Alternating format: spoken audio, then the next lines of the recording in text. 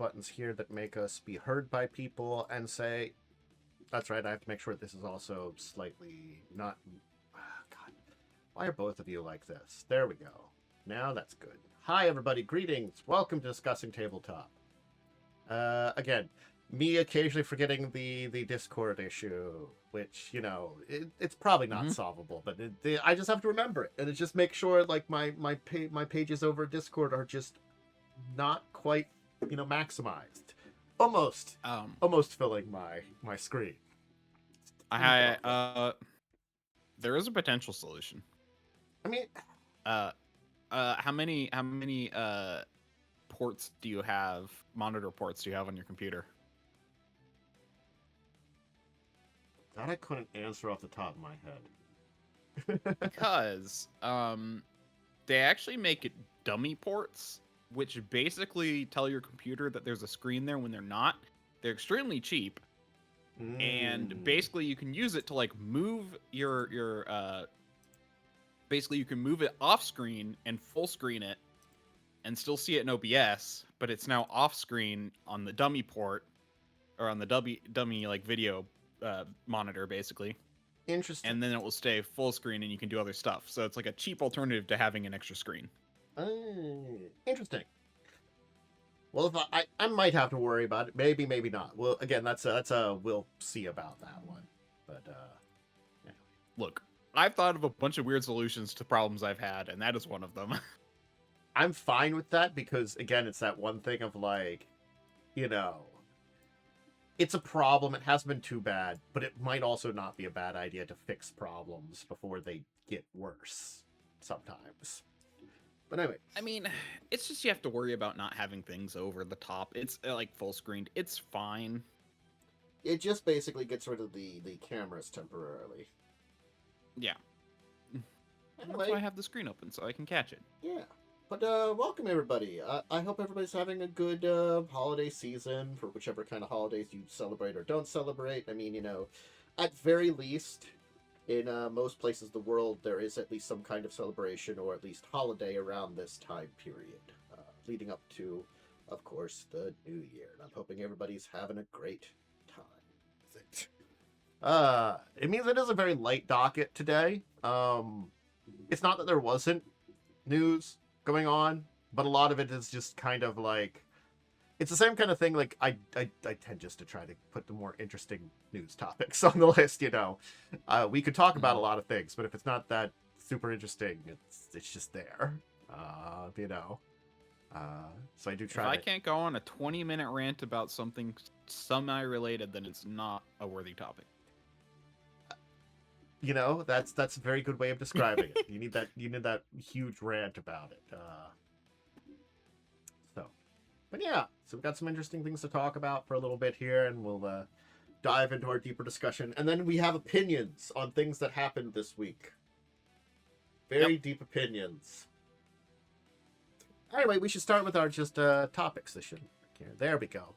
So Penguin House is giving us two very interesting, very good D&D books. I'm going to put the announcement article I found on it here. So this is the one thing here. Normally, again, we see a lot of books that are, of course, you know, extra monsters, extra magic items, a lot of things like this. It's a Dungeon Master's world building guide and an Epic Adventures book. The Epic Adventures, okay, great. You know, we really haven't had Epic for 5e. I think there have been other people that have tried to do it. So another version of that, I think, is fine. It's probably going to be more 2024 version of Epic, which I'll be interested in how they try to do that. Are they going to take, like, 3rd edition ideas for it, 4th edition ideas, or go all the way back to, like, a D&D version? We don't know. But it's kind of sad when someone else has to put a Dungeon Master's book out to make something better than your DMG you already had. I mean, literally at this point, third-party material in a lot of cases is more balanced than D&D's current allotment of stuff. It was there was more stuff to talk about in D&D, but it was stuff that, like, it just doesn't feel like a worthy of a topic, because, like, I did see, like, some people were talking about this week that we don't know what's going to be happening in 2026, but two major things happen in this year that might explain us not knowing what's going on in 2026 beyond the doom and gloom of them, moving around stuff, delaying stuff, and having issues. One, they got a new manager related to like stuff like that, and they have a new PR firm. Those are two big things. Yep. That takes time to set up stuff when you have like a brand manager and PR firm that are completely different. It might take some time to round stuff. Granted, a lot of weird shit, terrible shit in 2025 is happening. Yeah, to be fair, we also know they're working on that Dark Sun book, and I saw a video about how much that is a bad idea for them to do this. The fact is, they are not Paizo. I'm going to say that first. Well, because here's the thing. Well, I was going to say it this way. When I see the kind of stuff that's in Dark Sun, I think like a company that already does stuff pretty well and handles a lot of darker tones, because Pathfinder has a lot of darker tones in there. Paizo does a pretty good job of talking about that as an adult, and saying like, hey, if you can have these kind of things in your game, these are the kind of things going on, abuse, slavery, genocide, these topics can be brought up, and a lot of the other things that are in Dark Sun. They're a company that I feel like if you handled something similar, I can see them doing something decent in the modern day. Would it be perfect? So I don't know. Yeah. So it was kind of a whole thing. I liked the one. This was, by the way, D&D Shorts, that channel with the guy with the beanie. Yeah. I always like his stuff. Yeah, and he was talking about this, like, it was an older video, but it made sense for now. Mm-hmm. And I was like, oh, yeah, there's a lot of this would apply now, and why it's kind of a risky thing for them. But yeah, one of the big things is the whole point of Dark Sun is kind of a social commentary on how the few can ruin the world for the many. And how corporations are bad, basically. There's an environmental message. There's definitely a anti-fascist message. There's an anti-corporate message. There's a lot of these deep messages that are in Dark Sun. Yeah. And basically, he said, like, if they were to do it, they'd basically either have to put out a book that half the people are going to be mad at, or because the thing is, people disagree with stuff, and that's fine. But like, you're either gonna have to like make something controversial, which is, I think, fine if you're considering it like a type of art. But companies don't do art; they do money. Yeah. And so it's kind of this whole thing where it's like it's a social commentary. It's like that's the whole point of the Dark Sun world. And so like for them to do it, they're gonna basically have to do one of two things: put out something that actually won't sell very well, or strip away everything that makes Dark Sun, and no one's gonna like it, and it's not gonna sell well. I think it's the thing that, like, when I look at 4th edition Dark Sun, it's not great, but it's like the bare minimum they could do that it was still Dark Sun, and was almost. But I think it's sort of like a lot of he was talking about that book. And that was his point, is like, this wasn't great, it was controversial because of some of the stuff I said, but yeah, and like, it's just a weird thing of like, because 4th edition had so many problems, kind of hard to tell how good or bad it is. And I think the thing is also, it's a bigger market now too. I think that's the other thing that we always have to talk about is like, I find Dark Sun as a setting a fascinating setting in many ways. It's I feel like it's one of those ones that would be hard to run, but it could be good inspiration in many ways. Well, by hard to run, I mean like that's the thing. As a GM, you just have to lean heavily into the themes of the world, which could be tough. Well, what I meant was, it's hard to run unless you're doing the very bare minimum simple adventures. It's sort of like, if I'm going on like and exploring ancient ruins to find some treasure, I could place that pretty much anywhere. Maybe if I put Forgotten Realms, I could do a few Forgotten Realms things. Maybe if I put in Galarian, I could do a few Galarian things. But it doesn't really make a big difference, except maybe the types of monsters and some of like, and maybe the system I'm using. there's types of adventures you can have in these games that are very generic, but still fun, you know, and I think you could do those. There's some actually really interesting and cool Ancient Ruins and Dark Sun. Are you going to be dealing with any of the dark magic, you know, machinations of the Sorcerer Kings or problems in there? Probably not. Maybe a little bit. But most of the time you're going and checking out some cool Ancient Ruins for, like, powerful ancient magic artifacts. Thumbs up. Anyway, I can't help but feel like if they do go in a direction, it's going to be, for Dark Sun, it's going to be very... it's not... They're going to stay away from the anti-authoritarian side, and they're going to lean more heavily into either, like, kind of the environmental side and kind of more the raiders and, you know, cannibals and that kind of stuff a little bit more. Here's the thing, though. I think the way that, like, if you just on the surface read about the way that the Sorcerer Kings and Queens are depicted, they are just awful people, you know, and there's no denying that. They are just horrific dictators who are pretending to be gods. Like, I don't think they're dictators trying to be gods. Well, that's also true, too. But they pretending to be gods while trying to actually be gods, you know? Yep. It's one of those things that's like, yes, there's a deep message to it, but, like, I don't think your average person's going to pick up on that message very well. Like, I'm not going to lie, like, just reading up on a lot of the lore, a lot of this stuff is very subtle in a lot of the ways, at least AD&D said a lot of things. The only thing that really hit you over the head was, like, the environmental message in a lot of ways when it came to AD&D. That was the big one in your face. Those other messages, I can read them there and see them there, but it takes you diving a lot deeper into that lore to get to them sometimes, or certain directions, you know. It's kind of one of those things where it's stuff the GM...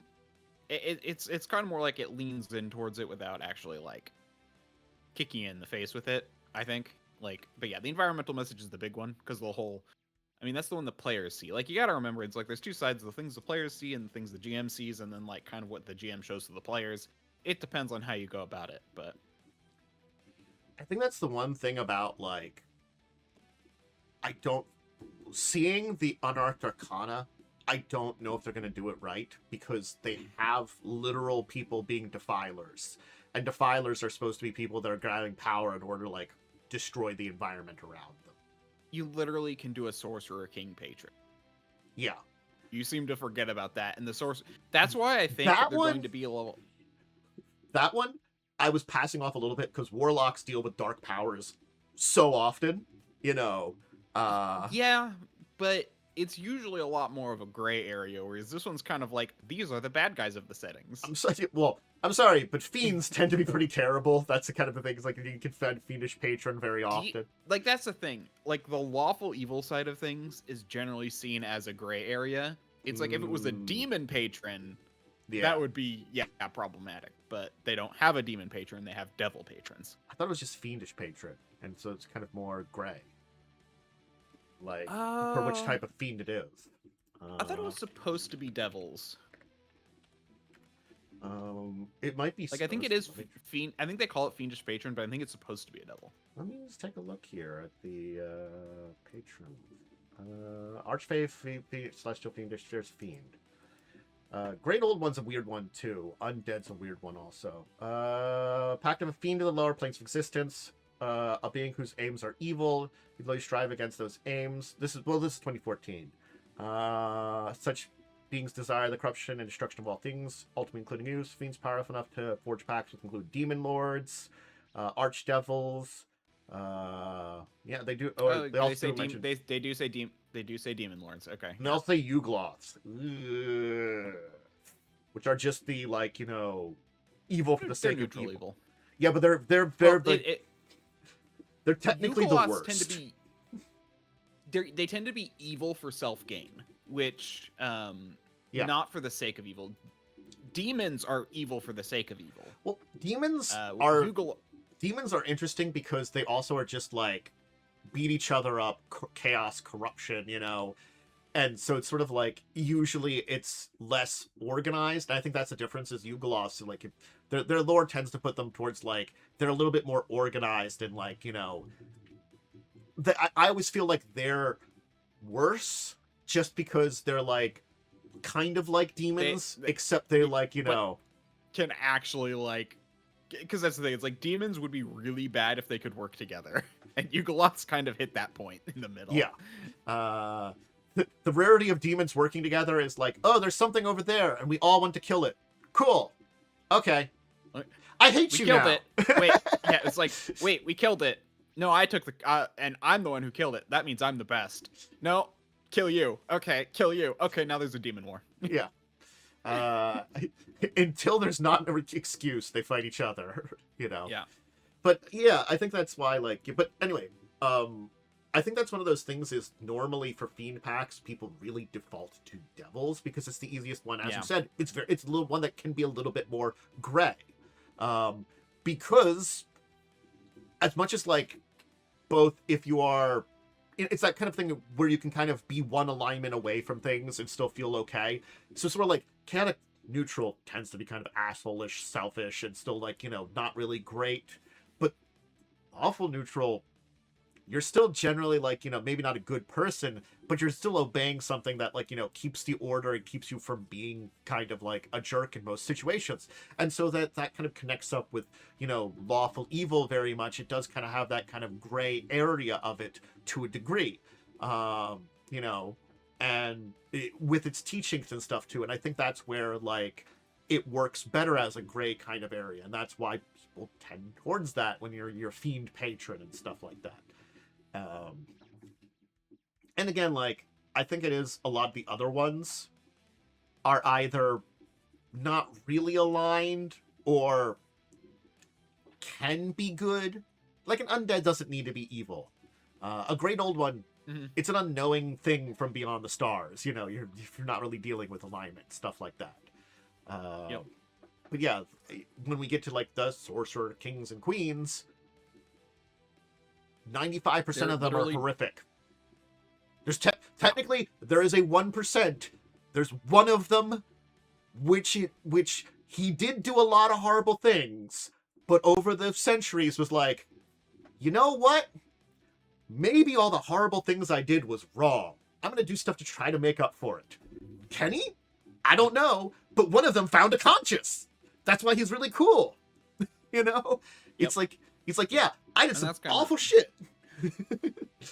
Yeah, and that's kind of the thing where it's just like, I mean, even in second edition, you could play as a Defiler or a Preserver. You could. But what's funny is I was actually like, you know, like looking into it even a little bit, you realize it's like, well, Defilers are supposed to be more powerful than Preservers. Yes. But the Preserver and the, you know, because it's 5e, are like kind of balanced. AD&D did not mind breaking balance for something like this, which is kind of neat.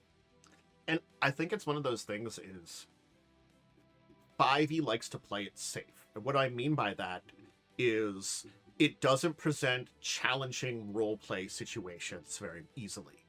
Playing a Defiler in a normal game of Dark Sun is possible because not all Defilers are evil and horrible. Not all of them are technically connected up with the Sorcerer Kings and Queens. It was teachings that came around back in the day.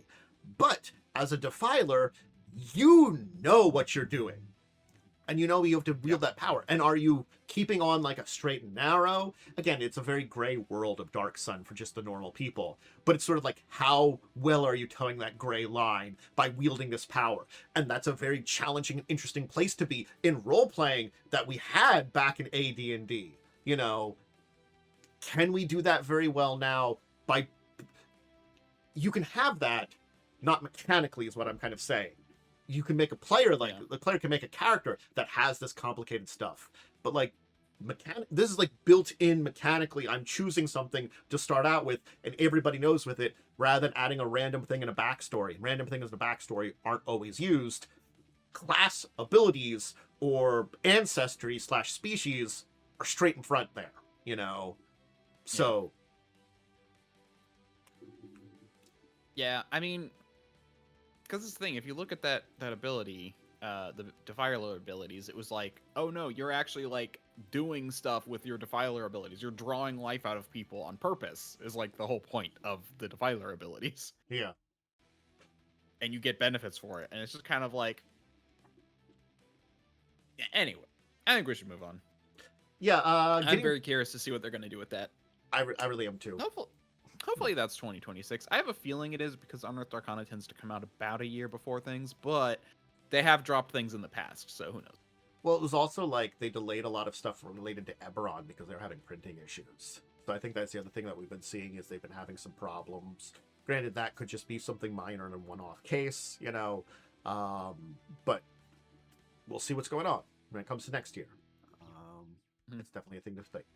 But yeah, so back to our original topic. If you are interested, the Dungeon Masters workbook of world building.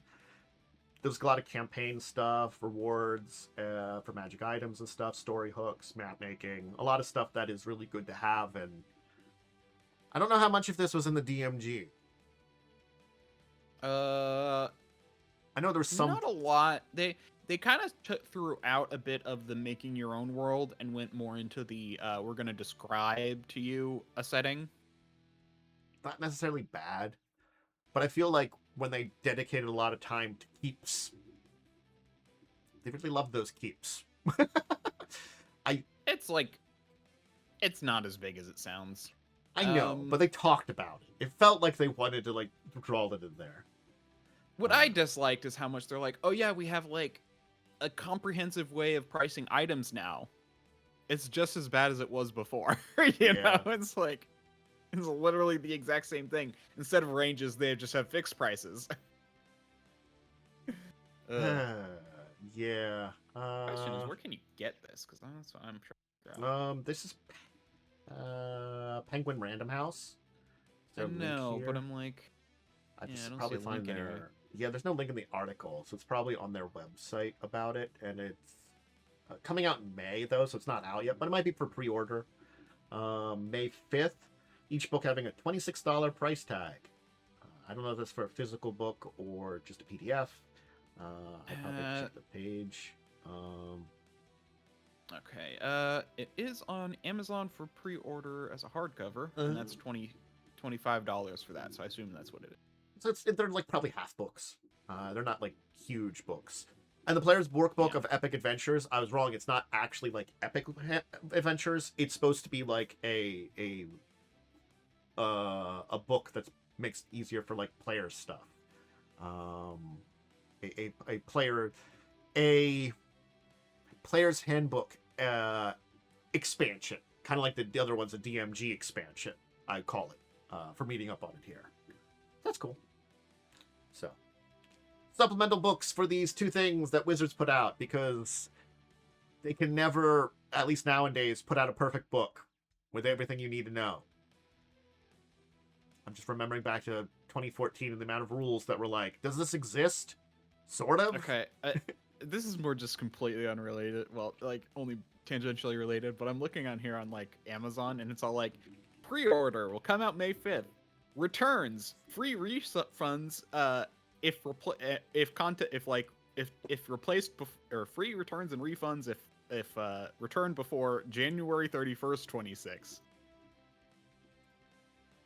So it's you have to return it before it comes out if it's like damaged or broken or something. I have a feeling that's not entirely how that will work, but it's just kind of funny. I think that's more automated, but yeah. Here's the link to Penguin Random House's drop page on their D&D stuff, though. So I think it does look like they have the two books here on pre-order here, along with some of their other stuff. So cool. All right. Let's continue on, though, and talk about... Yeah, and you have to pre-order it from a website. It says pre-order from Amazon, Barnes & Noble's, Books A Million, Bookshop, Farrell's, Target, and Walmart. So you'd have to get it from somewhere. So if you want it, go to Amazon. So with 3 days left, we got Fighting Fantasy Set 2. I think we might have talked about Set 1, perhaps. There's an article that was about it. These are like solo adventures that Steve Jackson Games did. And the Kickstarter link is there too, but I will grab this one. Or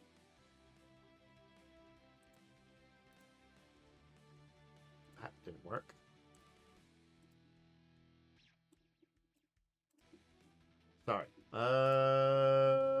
Anyway.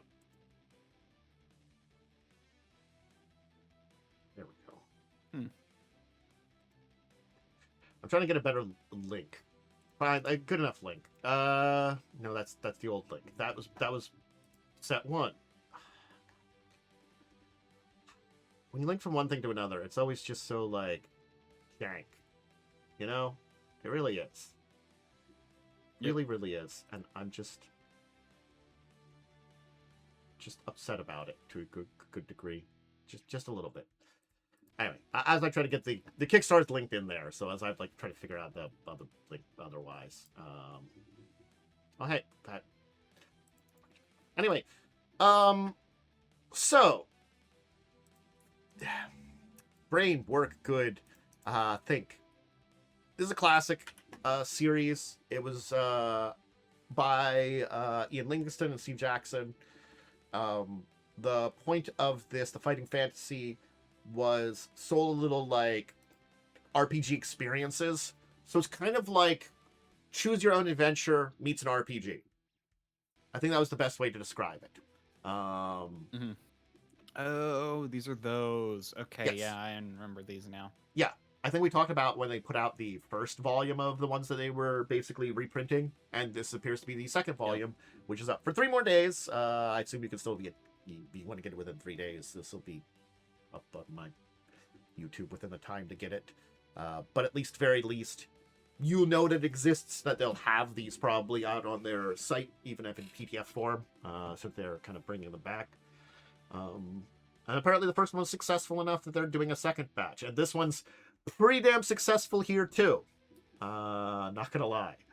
I mean, big company Kickstarters tend to succeed. True.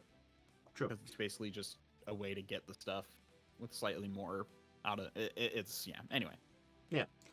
Got a nice slipcase. It's got the 5 adventures here, which are the Island of the Lizard King, Scorpion Swamp, Caverns of the Snow Witch, House of Hell, and Creature of Havoc. So, yeah. Yeah, I mean, these are a neat idea. Yeah. I don't really care for it, but it's one of those things that, because it's a weird... I guess this was like what we would have called the first attempt at a true solo adventure RPG in many ways. Mm-hmm. Where they mixed basically actual like RPG elements with, as I said, choose your own adventure, which is an interesting idea. But again, like, I feel like it's probably going to lean more on the choose your own adventure kind of things more than anything. Yep. But it does have like actual dice rolls and mechanics that you do.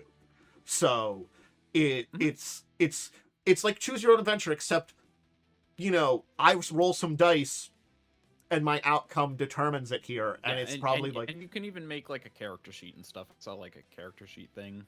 And I'm guessing it's a lot less like deadly endings in it. It's probably not that you couldn't find an ending in your adventure, but it's probably like a lot harder to get it in a book like this, rather than I turn the page and my character dies for choose your own adventure sometimes, or it's the end of the story. You know, that there tend to be a lot of those back in the day for like the classic choose your own adventures. Yeah. So it's both interesting and also like a piece of history that's kind of neat, and you know, goes to show you that Jackson and his company have been here for a very long time. I every time I see it, I forget about it until I see it. I'm like, oh yeah, Steve Jackson, you've been here forever. You are one of our ancients in the field. So if you're interested in the Kickstarter, it's up now. Or if you want to keep an eye on it, probably the first set of books is out. All right. I don't see the link to this Kickstarter, but I will give the link to this article and see if I can find the Kickstarter then. I think we talked about this coming out back when it was announced at San Diego Comic-Con. But yes, the Kickstarter, we talked about this before. Yeah, but the Kickstarter is supposedly live now. Let me see if I can get. I'd recognize that lizard face anywhere. Yes, there it is. I found the Kickstarter quickly and efficiently. So it's got 19 days It to was go. literally linked in the article you sent at the bottom. It was. Oh my god.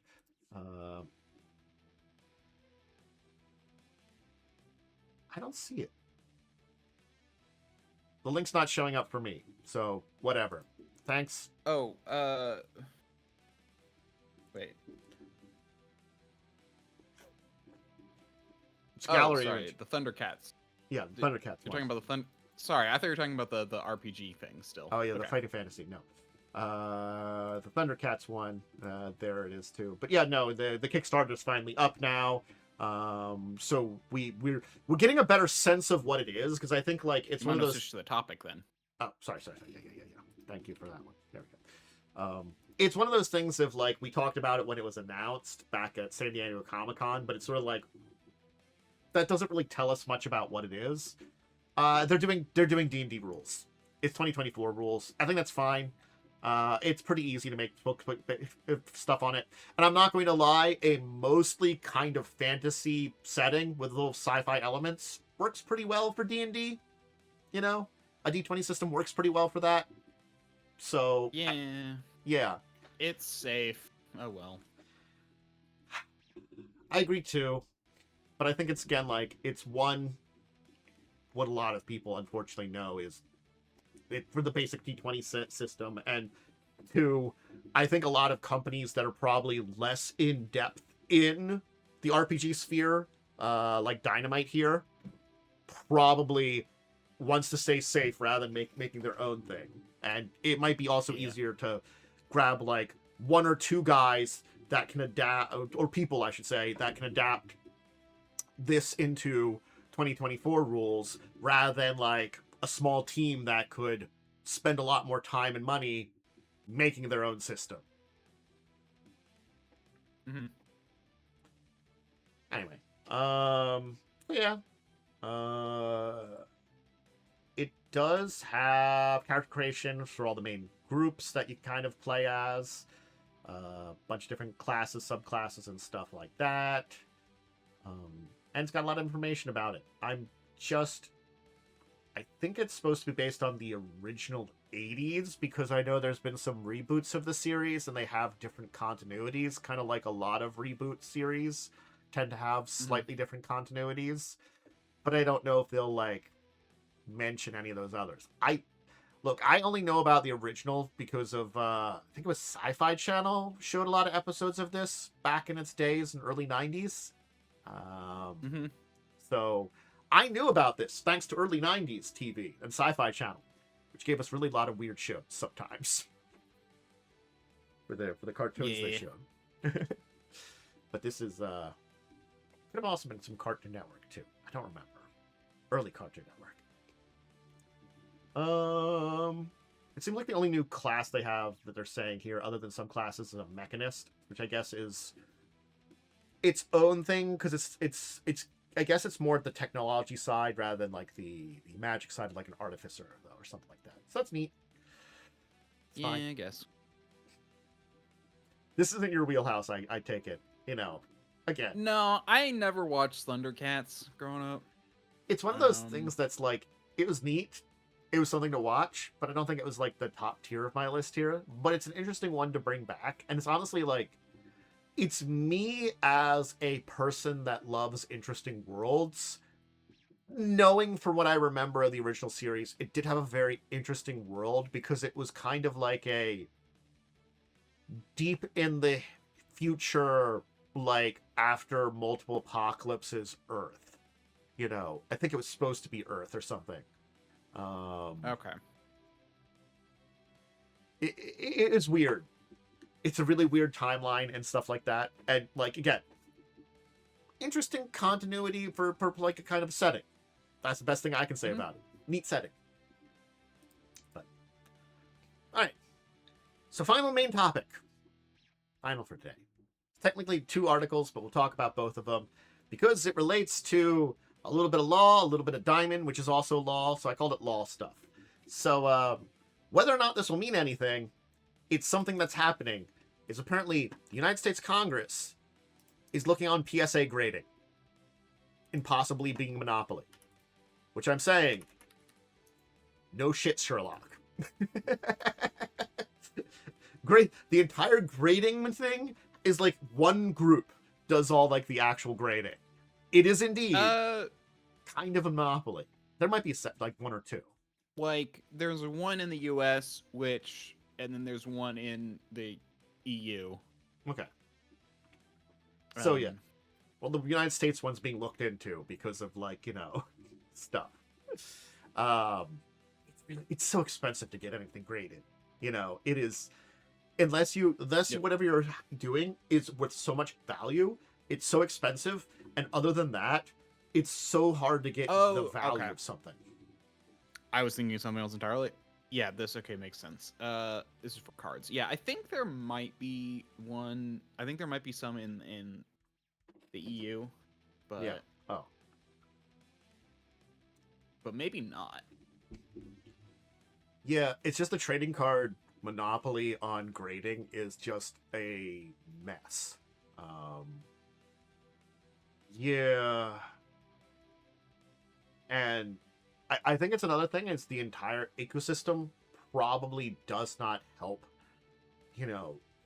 Fortunately, I don't think the grading affects the secondary market of a lot of games that trade cards or have collectible cards, mainly because it's those markets.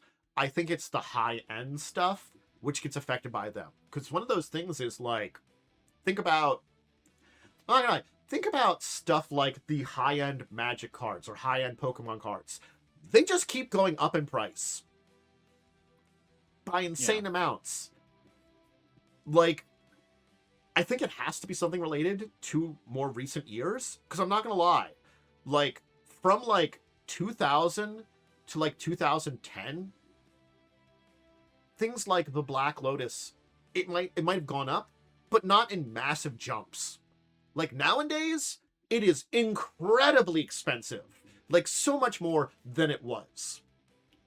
It became so much more of that high-end collector piece. And that's not the secondary market affecting it. It's got to be other places like this. Okay, yeah. So as far as I can tell, yeah, as far as I can tell, is kind of. I'm trying to see if I can find more, but honestly, this is just the AI overview. But it still is probably pretty high based on the numbers keep getting. Yeah, but basically, probably around 70 to 80% of the grading market is PSA. Yeah. And that's why I'm like, I'm just like taking a look and considering like everything I kind of like know. And it's just,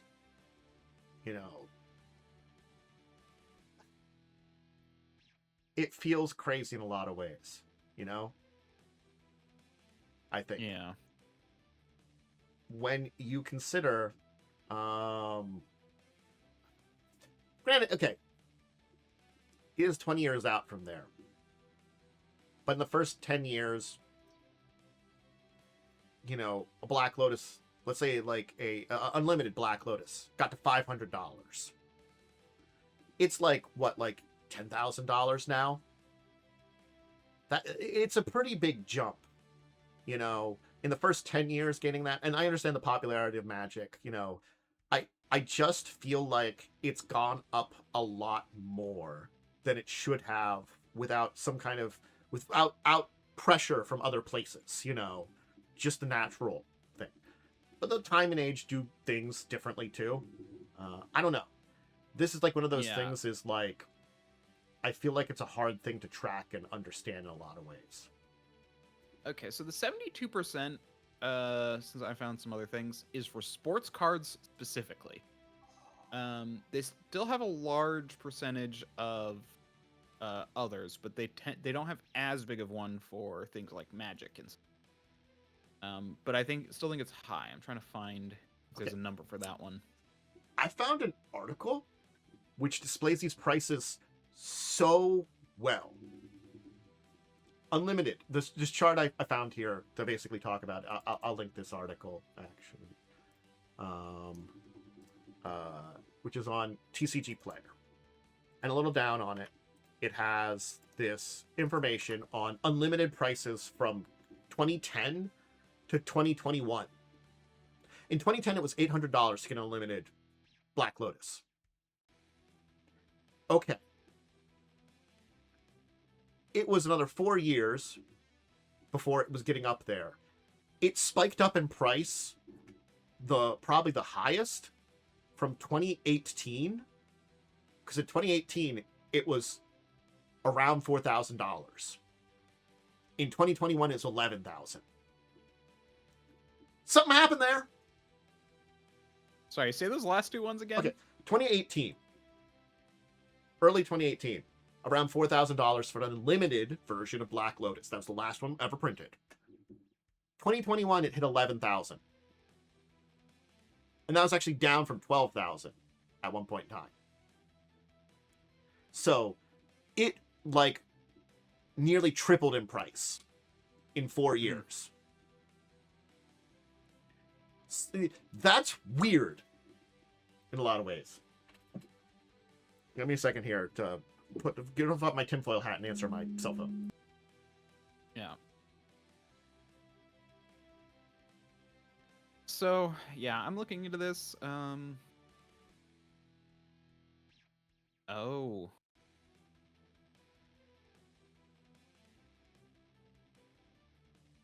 Okay.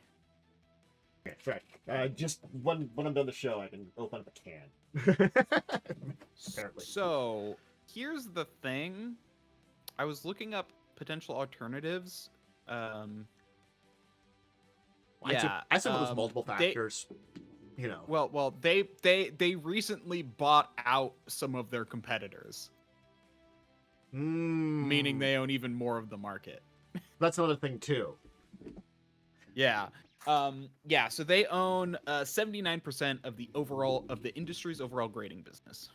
I think it's just one of those things. Is I feel like since 2017, the high-end collectors market, or since the late 2010s, the high-end collectors market has kind of gone a little crazy, and we can kind of see that. Did you say that jump was between the $2,000? Basically, it had kind of had a steady rise from the 2000 from. Basically, unlimited price hit 800 at 2010. You know, so it took that 15 years to get to $800. It was then in another 8 years, we jumped up to fluctuating a little bit. Let's say around $4,000.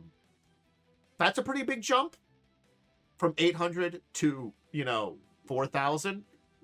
But that's beginning of it, but then we still triple it again getting into 2011 or 2021. I don't know I'd have to see what it is today. I think it's up to 15,000 or something like that. So it's increased by even another 4,000 in the last number of years for the unlimited one, which is the cheapest version you can get. Mm-hmm. Yeah, so basically PSA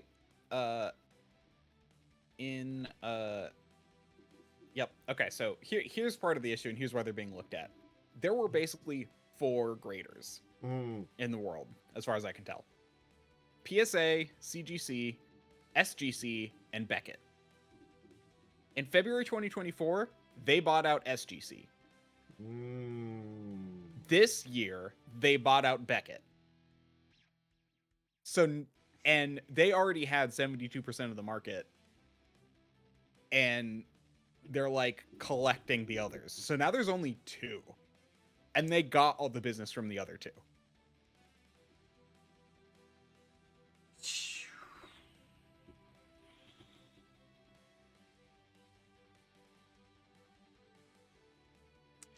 As soon as I see and that's actually and that's why the PSA parent company is being looked at, because they still are keeping the names and operating independently, air quotes, meaning the parent company is the one kind of making it look like all these things are separate, but actually owning everything. So it's kind of just terribleness when does it relate to my tinfoil hat when it comes to these kind of companies? I don't know, but it's also they are actually trying to like merge all together into like a super company that is probably a problem. Yeah, they're trying to merge it. They're trying to make a monopoly. Yeah. Again, may or may not be related to my tinfoil hat, but it's just one of those things that it's been on my mind too when it comes to these grading companies that like. Honestly speaking, I feel like they have an influence on the high-end market. Yep. A lot of times, when they grade something, they might get a percentage finder's fee when it comes to, like, helping with sales and stuff. I'm sure. So, having things the most expensive they could be, maybe that's a thing they want. I don't know. Again, tinfoil hat there for a second. But, I mean, again, there's a reason monopolies are powerful, because... like there are certain situations where government like allowed monopoly, but that's the thing, like those monopolies have to be seriously like under scrutiny constantly, because a monopoly controls the market.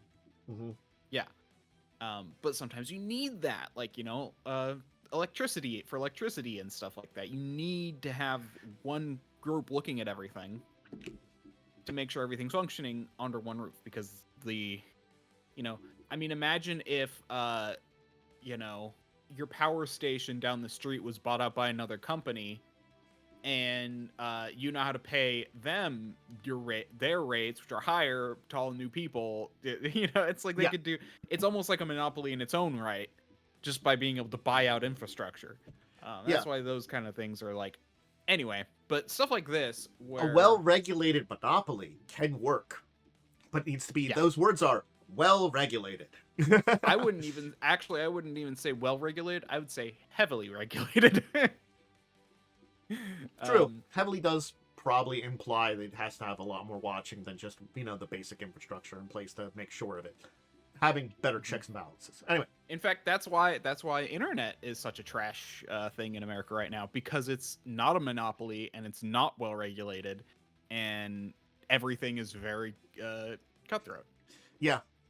But unfortunately, also depending on where you are in the country. Spectrum is the only company here, meaning they can basically charge whatever they want, and I can't do anything about it if I want internet. Yeah.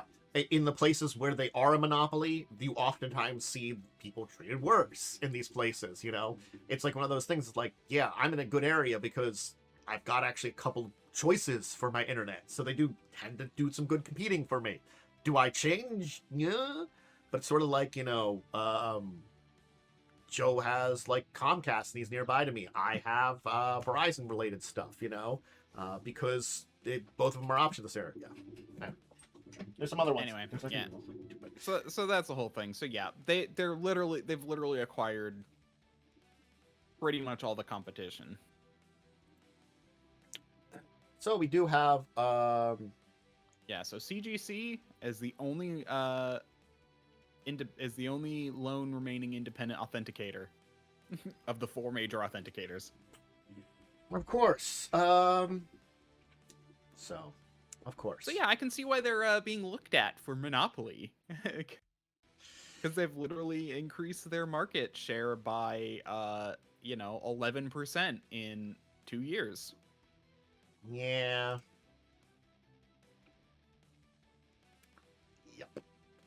The other thing is, because I think this is I just wanted to give it out here because I believe, I'm just checking to make sure. I think that's just an update to the article we talked about last week, but we were talking about it last week, so I wanted to put it in here. It's again, it seems like this is an update to the Diamond Chapter 7 article. So basically, the reorganization has an effective reorganization converted to a Chapter 7 liquidation effective at the end of day on December 29th. So in 2 days, Diamond's going to be in Chapter 7. Yep. So again, this is just a bit of updates on it, because I was looking around originally, and it did look like the other article we talked about is been taken down. So I think it's just an update on the entire one here. Um, so, yeah. Um, the court order provides for the release of 300,000. Diamond listed nearly $10 million in post-petition debt in its most recent financials filed with the court. Yeah. So still got a lot of debt. And the court also wanted them to release the 300,000 escrow related to the mediation between consigners and Diamond over the millions of dollars in consignment inventory stored in their warehouse at the time of bankruptcy. Which they're still trying to seize and sell. Would release the escrow? Again, this is one of those things. I guess they want to basically shut Diamond down on negotiations, but would they? Because if the escrow related to the mediation of that, they're releasing too. Or is that money they put aside to negotiate?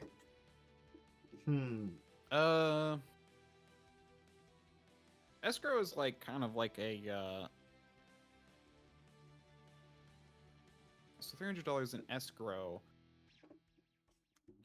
Bond deed or other document kept. Again, this is me lack of bankruptcy knowledge. Yeah, I'm not certain of like what escrow is referring to here either. That's why I'm looking up the definition.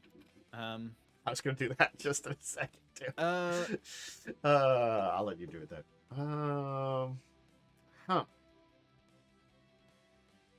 Okay. The order also approves the agreement with debtor in possession lender J.P. Morgan Chase Bank N.A., which provides for a brief extension of its loan and funding.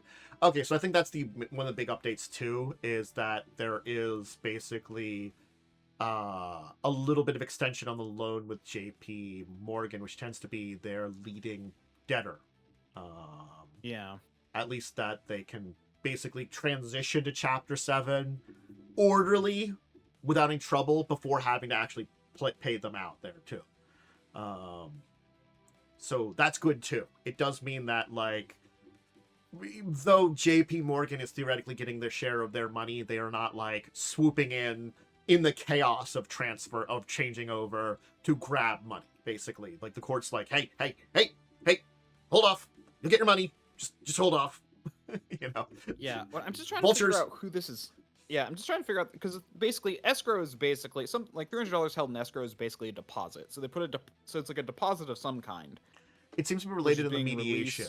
To Diamond in regards to the mediation. This is where I'm kind of confused. I don't know what. Like, I think it was money they put aside to basically fight in court to be able to sell the inventory.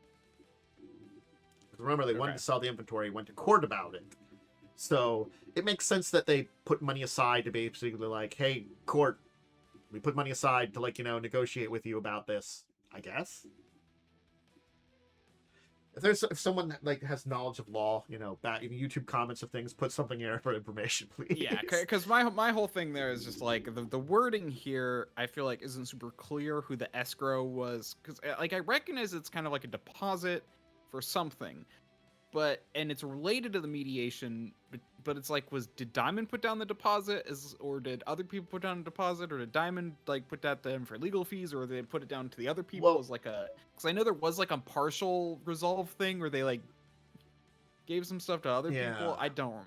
So it was like, yeah, I don't know what they're referring to here. It's just like I'd have to go back and look at a lot of this other stuff to figure out where that goes. So it looks like the committee from ad hoc consigners did have some limited objections to the order to convert, but there was some initial changes to it. Because it looks like basically I'm getting the sense from the initial sentence here, initial paragraph, because under the order, the various disputes in which Diamond are involved are stayed until February 16th, and the consignment creditors get a relatively small amount of money.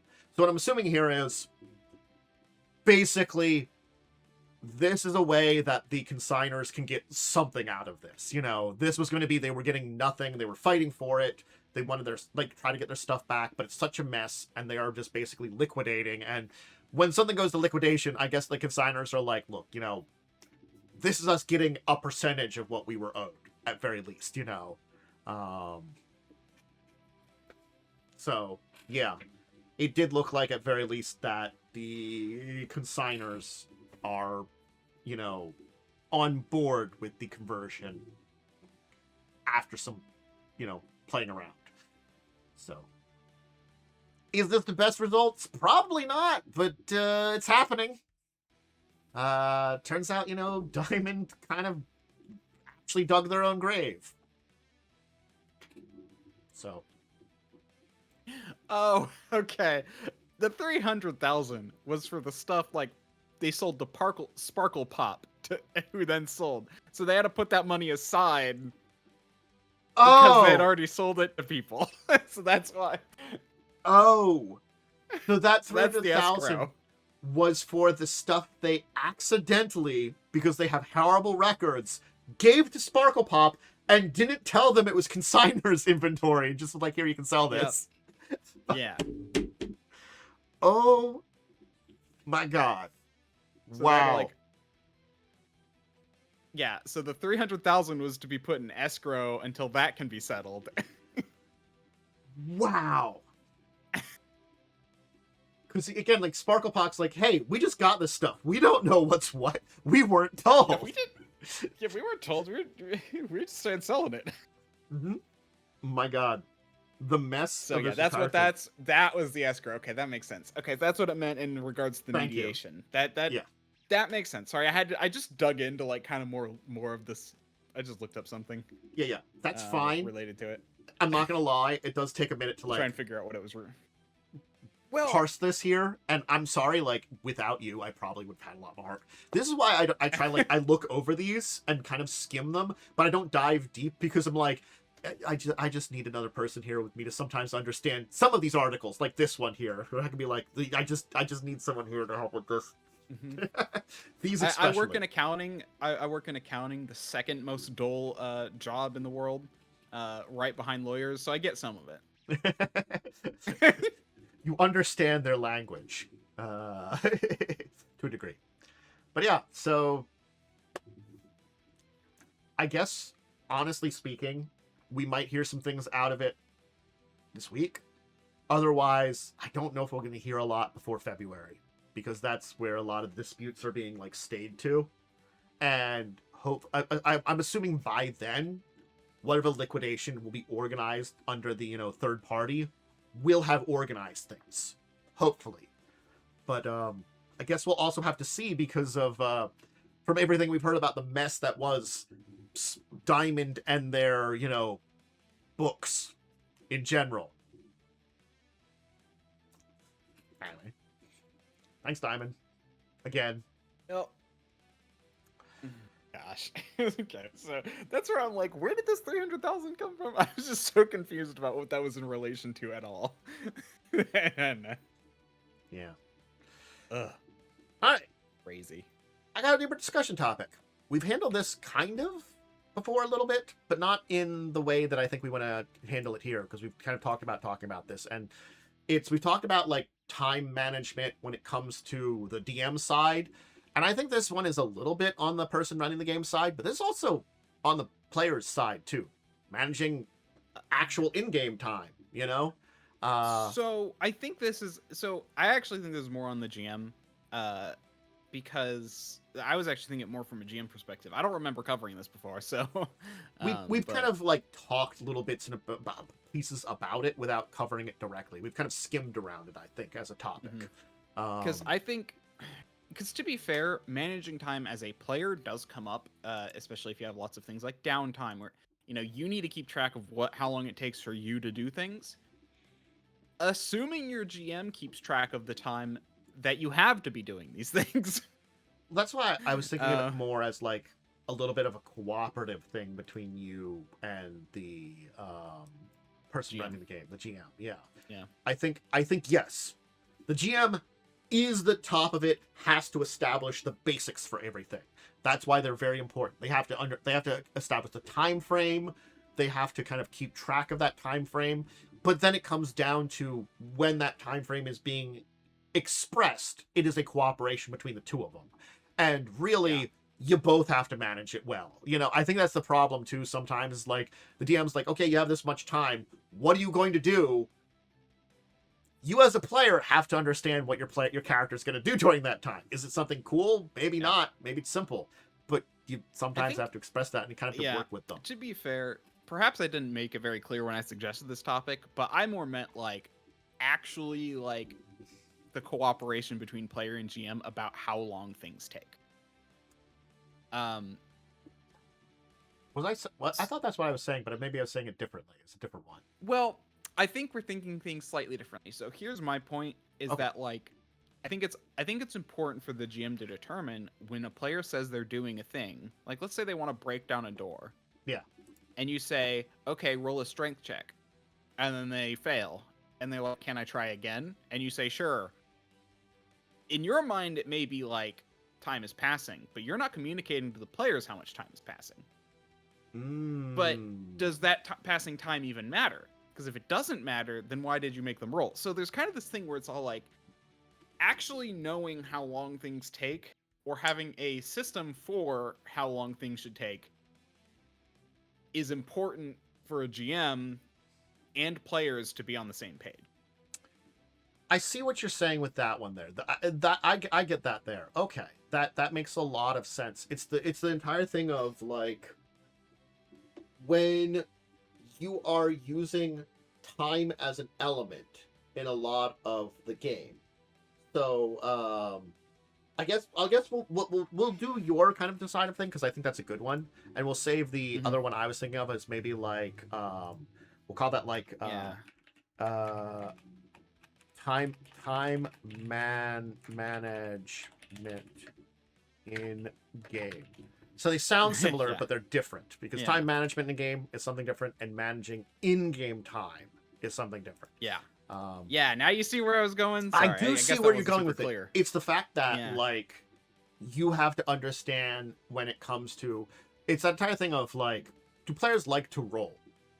Yeah, but you really, it's where you do the unnecessary superfluous rolls and stuff like that. It's like if your characters can break down a door and they have all the time in the world, and they have all the means in the world to do it, and there is no ramifications to them breaking down the door, they should just do it. You know? Yeah. In fact, part of what made me think about this was, well, it was two things. One, playing an AD&D with a DM who's like who's very clear about all of this. And then playing in your game, and we had like 3 days until what's his face was, or what's his/her face was ready. And we're like, oh, what are we doing in this time? And we're like deciding what to do, but we weren't clear how long the things we were trying to do were taking. It was a mixture of those two discrepancies that my brain went, this is a good topic. Yeah, I can see that kind of how it wanted. I basically kind of really only wanted an idea of what people went, and I felt like sometimes part of the group was like, okay, there's the things we can do very easily, and I'm cool, I can run those out. And other things were like, it was this weird thing I think of, like, there was different mindsets for everybody, too. Yeah. I was more on the lines of like, hey, you got 3 days, how are you killing time? You know, that was my thought pattern. And there were some very interesting suggestions there, but then it came when it's like, when you give that suggestion, sometimes it's like, well, how am I balancing it out in time-wise? And then will I have more time to do things there? That can kind of be a question about it, too. Yeah, and I think it's important, because like, and this is why I do like AD&D 2E, because it's all like the whole 10-minute turn thing, or like you actually do break things down to 10-minute turns, or hours, or etc. And like it makes it easier for the GM to keep track of. And I think it's sad that we lost that in D&D. I actually think the 10-minute turn is very important. In fact, Pathfinder technically has it. It's not very obvious, but they do, because if you look at anything that in regards to like exploration activities, they state that most of them last 10 minutes. So it's definitely like on the exploration side is like where that is. Yeah, they don't make that clear in the rules though, that like an exploration turn is 10 minutes. Because that's they what I make was it kind more of vague thinking. And basically be like, it's as long as you need it to be for these things to happen. But it's all like, that's okay. what I was kind of thinking of anyway. Because when you talked about the 10-minute turn, I'm like, well, that feels like you can use it to define that period of time that would be, certainly speaking, not like combat turn, but like, you know, an action turn of like something you do stuff in 10 minutes. Because again, that also comes back to, honestly, first edition when I was thinking about it, because sort of like first and second edition had the taking turns. a 20 Mm-hmm. takes a lot of time. So sort of like you're taking time to effectively just get something done. I rolled a 20. Oh, Pathfinder first edition. Yeah, first edition. I thought you meant D&D first edition. I'm sure D&D like, first yeah, edition. that was carried over into AD&D or in I was thinking of Pathfinder first edition with taking a 20, where it's just you default to something and you're like, is there any penalty to doing bad? Can I just do this? Yes. What can I do? Take a 20. I basically rolled a 20. Yeah. It's, if I can succeed on this, I succeed on it. It does ask that question too. Is it something I can succeed on? Which sometimes there are things that are beyond your capabilities to do. You know, I do. That's an entirely different discussion of like whether something should be completely beyond capabilities of players or something to a degree. Like, you know, usually I feel like yes and no. It's kind of like one of those things is like, if it's something that your players can't do, maybe they can do it with a penalty or something like that, you know, stuff like that. Yeah. But oftentimes, like, I'm admit, like if I take a 20 to try to pick a lock, and then my barbarian's like, well, breaking down the door, which might be easier, you know, if that lock was just a really good one, but the door, even if it's an iron door can be broken down. It just takes a goddamn long time, you know? Yeah, and like that's kind of the thing is like they did take out the take a 20 rules, but I think they do basically say if they can succeed, eventually just determine how much time it'll take, you know, which is the same kind of thing. Yeah, more narrative but less. And so that's why it's all like I think that kind of thing or like delimiters of time are important. In fact, this is one of my favorite things from Traveler. Everything has a time scale in Traveler. And you actually roll for it in Traveler, which is actually, I don't remember if you remember me running Traveler. Now it's like you're trying to hack something and you could try again, but you had to like roll is like, okay, it took you, 1d6 hours to try and hack this thing. And if you failed, you had to take another 1d6 hours. So I actually like the idea of bringing randomness into the time as well. Like if you don't want to do, you basically just need to determine is it minutes, tens of minutes, hours, tens of hours, etc. I can see you can basically places where the randomness works very well because sometimes you don't know what that kind of time will be.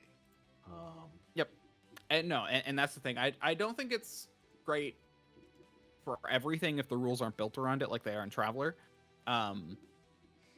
But I think it's still very useful sometimes to use, like, especially when it's all like, that's the thing. You can basically say, okay, roll to break down this door.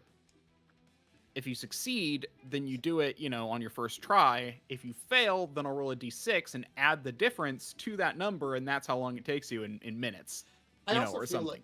I also feel like, if it's like, something like, it's like, let's say, again, like breaking down the doors, like maybe what I would do would be like, hey, make your initial check. It's like, okay, you failed on your check. So like you threw your shoulder into, you couldn't be like, you failed in this one. And like when the person asks, can I re-roll? And you could be like, well, you could even say beforehand, it's like, hey, you do get the sense that you could probably, with enough time and effort, break it down. It'll just take a little while. And you can define how long that is. Or you could just tell them, like, it'll maybe take you like a couple of minutes or something. I don't know if you have to necessarily be exact on the time, depending on what's going on. Sometimes that matters. Sometimes it doesn't. Yep. But this could be like, you can inform the person, like, hey, you could get through this. It's just going to be time consuming or something like that. And that is a thing that players put in their minds then, and they think about then too, well, this making like now I'm making a lot of noise rather than just once for a couple of minutes. Yep. look and hear me then. Yeah. This is going to be like, making a lot more stuff that's like, it's like maybe your initial failure, you get a sense of that, and you're like, it's like, yeah, I don't need you to necessarily make a check again. It'll just take you a little while because, like, rather than just like one big burst in there, it's, it could be rather than that's one check the entire time, that failure just means it takes more time, maybe maybe it was a little like, rotted away and whatever, like maybe it's like a kind of wooden thing that I broke open, or maybe it's still kind of fresh and powerful, or like metal reinforced, so it's going to take a little bit more like pounding into this door to get it open, and that check rather than just a straight up just tells you that, kind of time a little bit too. So there's no failure, it just becomes time based. Yeah, like if you like you can say, okay, for each, for your, like for the number you fail below, that's how many minutes it takes to open the door, And this can apply to, like, I think other things too. Like, I'm not gonna lie, it's like if I have a like dictionary of words of a language in front of me that helps translate from one language to another, I'm gonna be able to translate something. That it's translating thing as well. Yeah, that's it. Just might take a lot longer if I fail a check. Like I could like make a good check and be like, that could be referencing the book. Maybe I know where to look, but like sometimes you don't know where to look. Maybe you're not recognizing these words very easily, and so it's like it's taking you some time and effort to translate something, or and maybe like maybe you're not doing a perfect translation. You're getting the general gist of it or something too. That could be like again, it's these things that I think the time element can add to I don't want to have my players fail, but they kind of fail still too, Yeah, and I mean, like, if you really want, like, funny enough, the rules do kind of account for all of this. I think they actually, like, looking back at it and like thinking about the way it's handled in 2E, I actually think they could have made the whole time thing a lot more clear in the Pathfinder books. Like, for example, decipher writing takes 1 minute per page of text, but it could take longer, such as up to an hour per page for decrypting or something like that. Like, they actually say that in the rules. And if you look at like the translation book, which they have as an item, it takes 10 times as long. So that means for decipher writing, it's 10 minutes per page if you are doing it through a translation book. Like, the rules are there in Pathfinder. It's just managing. So like in Pathfinder, everything takes sets amounts of time, and they're actually very good about that.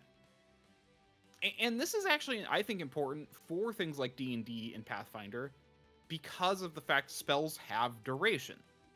Yeah. It could very well be like if, in second edition here, as we're using, because we've been playing it and using it as a good example, like, hey, Joe uses his thing, and maybe you want to translate something while his spell is on you. Well, if you fail that check, I'm like, well, you can probably translate it. It's just you're having some trouble translating it. And honestly, the spell might be up once you're done. You get one translation out of it. You don't have any extra time.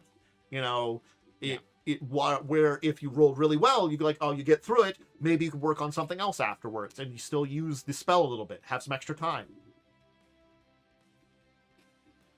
This is, again, I think it comes down to this entire like time-based thing. It can be a nuanced tool that can definitely be used in your games to like, and this is actually something I was thinking about. If you don't, if you have a roll and there is no time related to it, it takes away a lot of the tension. Mm-hmm. Like, you want your players to have to make decisions. If they can do anything without any consequences, and that's the thing, time is a great consequence. Yep. People seem to forget, like, that's the thing, like, breaking down that door, like, if you are in a let's say you're in a like you're trying to break into a party or like the bedroom at like a party, and like, yeah, you may be in a remote part of the mansion, but depending on how long it takes you to break down that door increases the chance that someone's going to walk by randomly. Yep. It's not or pick the lock even, it's like, so these things where you really do need to establish time as an option, because if the players can basically just go like, okay, well, I'm gonna pick the lock in this mansion because everyone's at the party. It's like, well, yes, but someone might walk by, so I want you to roll for time, you know? Yeah. You know, and so it's just kind of like there's elements that, you know, you using time well in a game helps keep the tension up, helps keep the story going, and sometimes, you know, it can make a check matter more.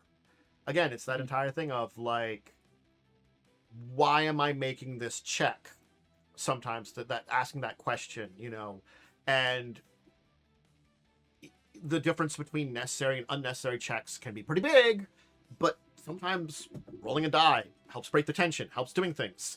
And, you know, using this as part of just the story element rather than just the check, I think can help, because it helps to make this entire thing be part of the story. You know, it's like, oh, I'm taking the time to do this, you know, it matters in my storytelling of all this. The time element plus the role element.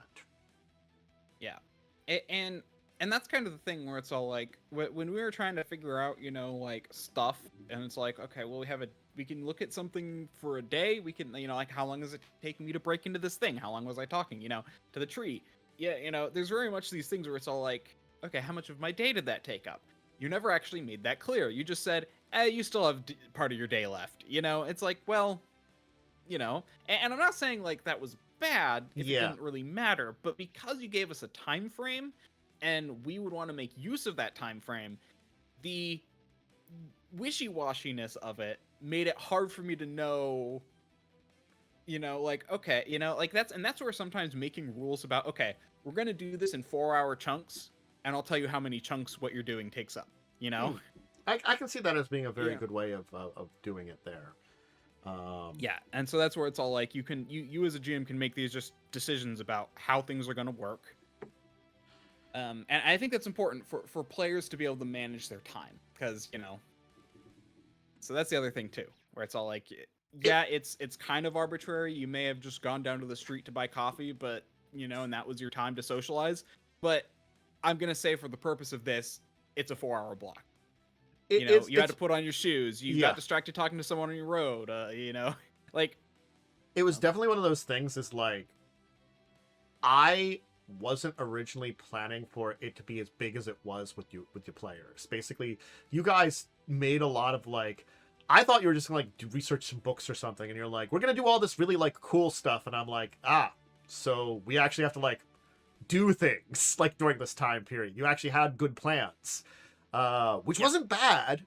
It did advance the story in a lot of ways, but it was honestly unexpected advancement. Yeah, you know? That's interesting, because like in my mind it was all like, okay, well, we have these 3 days to look into how to do this stuff. You know, like I thought that was obvious. You know,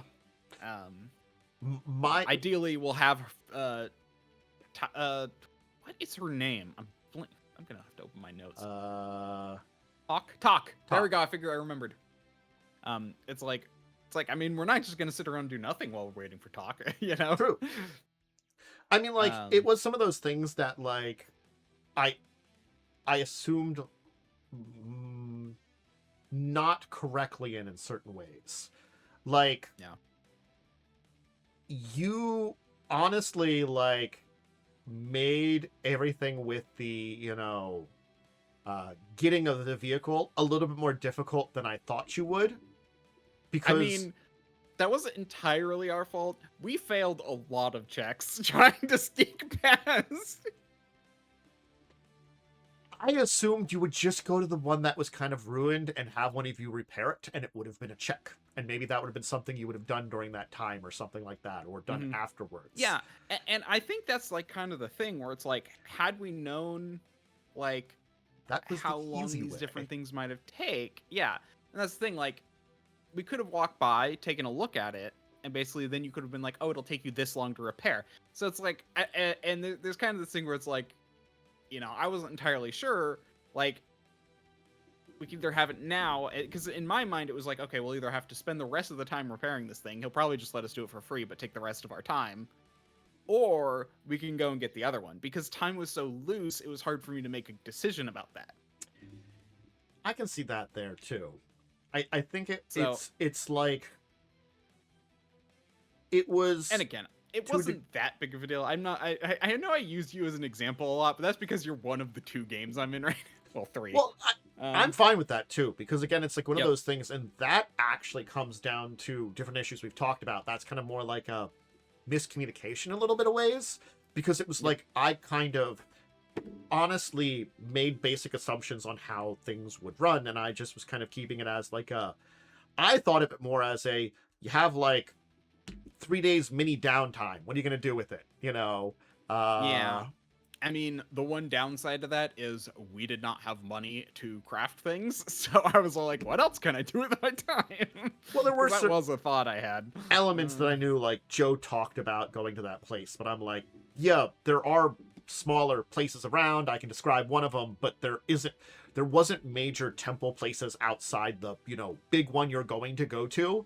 And so, like, I understood that, he didn't know that for sure. So I was like, oh, we can run through one of them. That's cool. He does that for part of the day. If he wants to do anything, like, it probably takes him a while to do that. Maybe even most of his day, because he's kind of exploring around, checking out the place.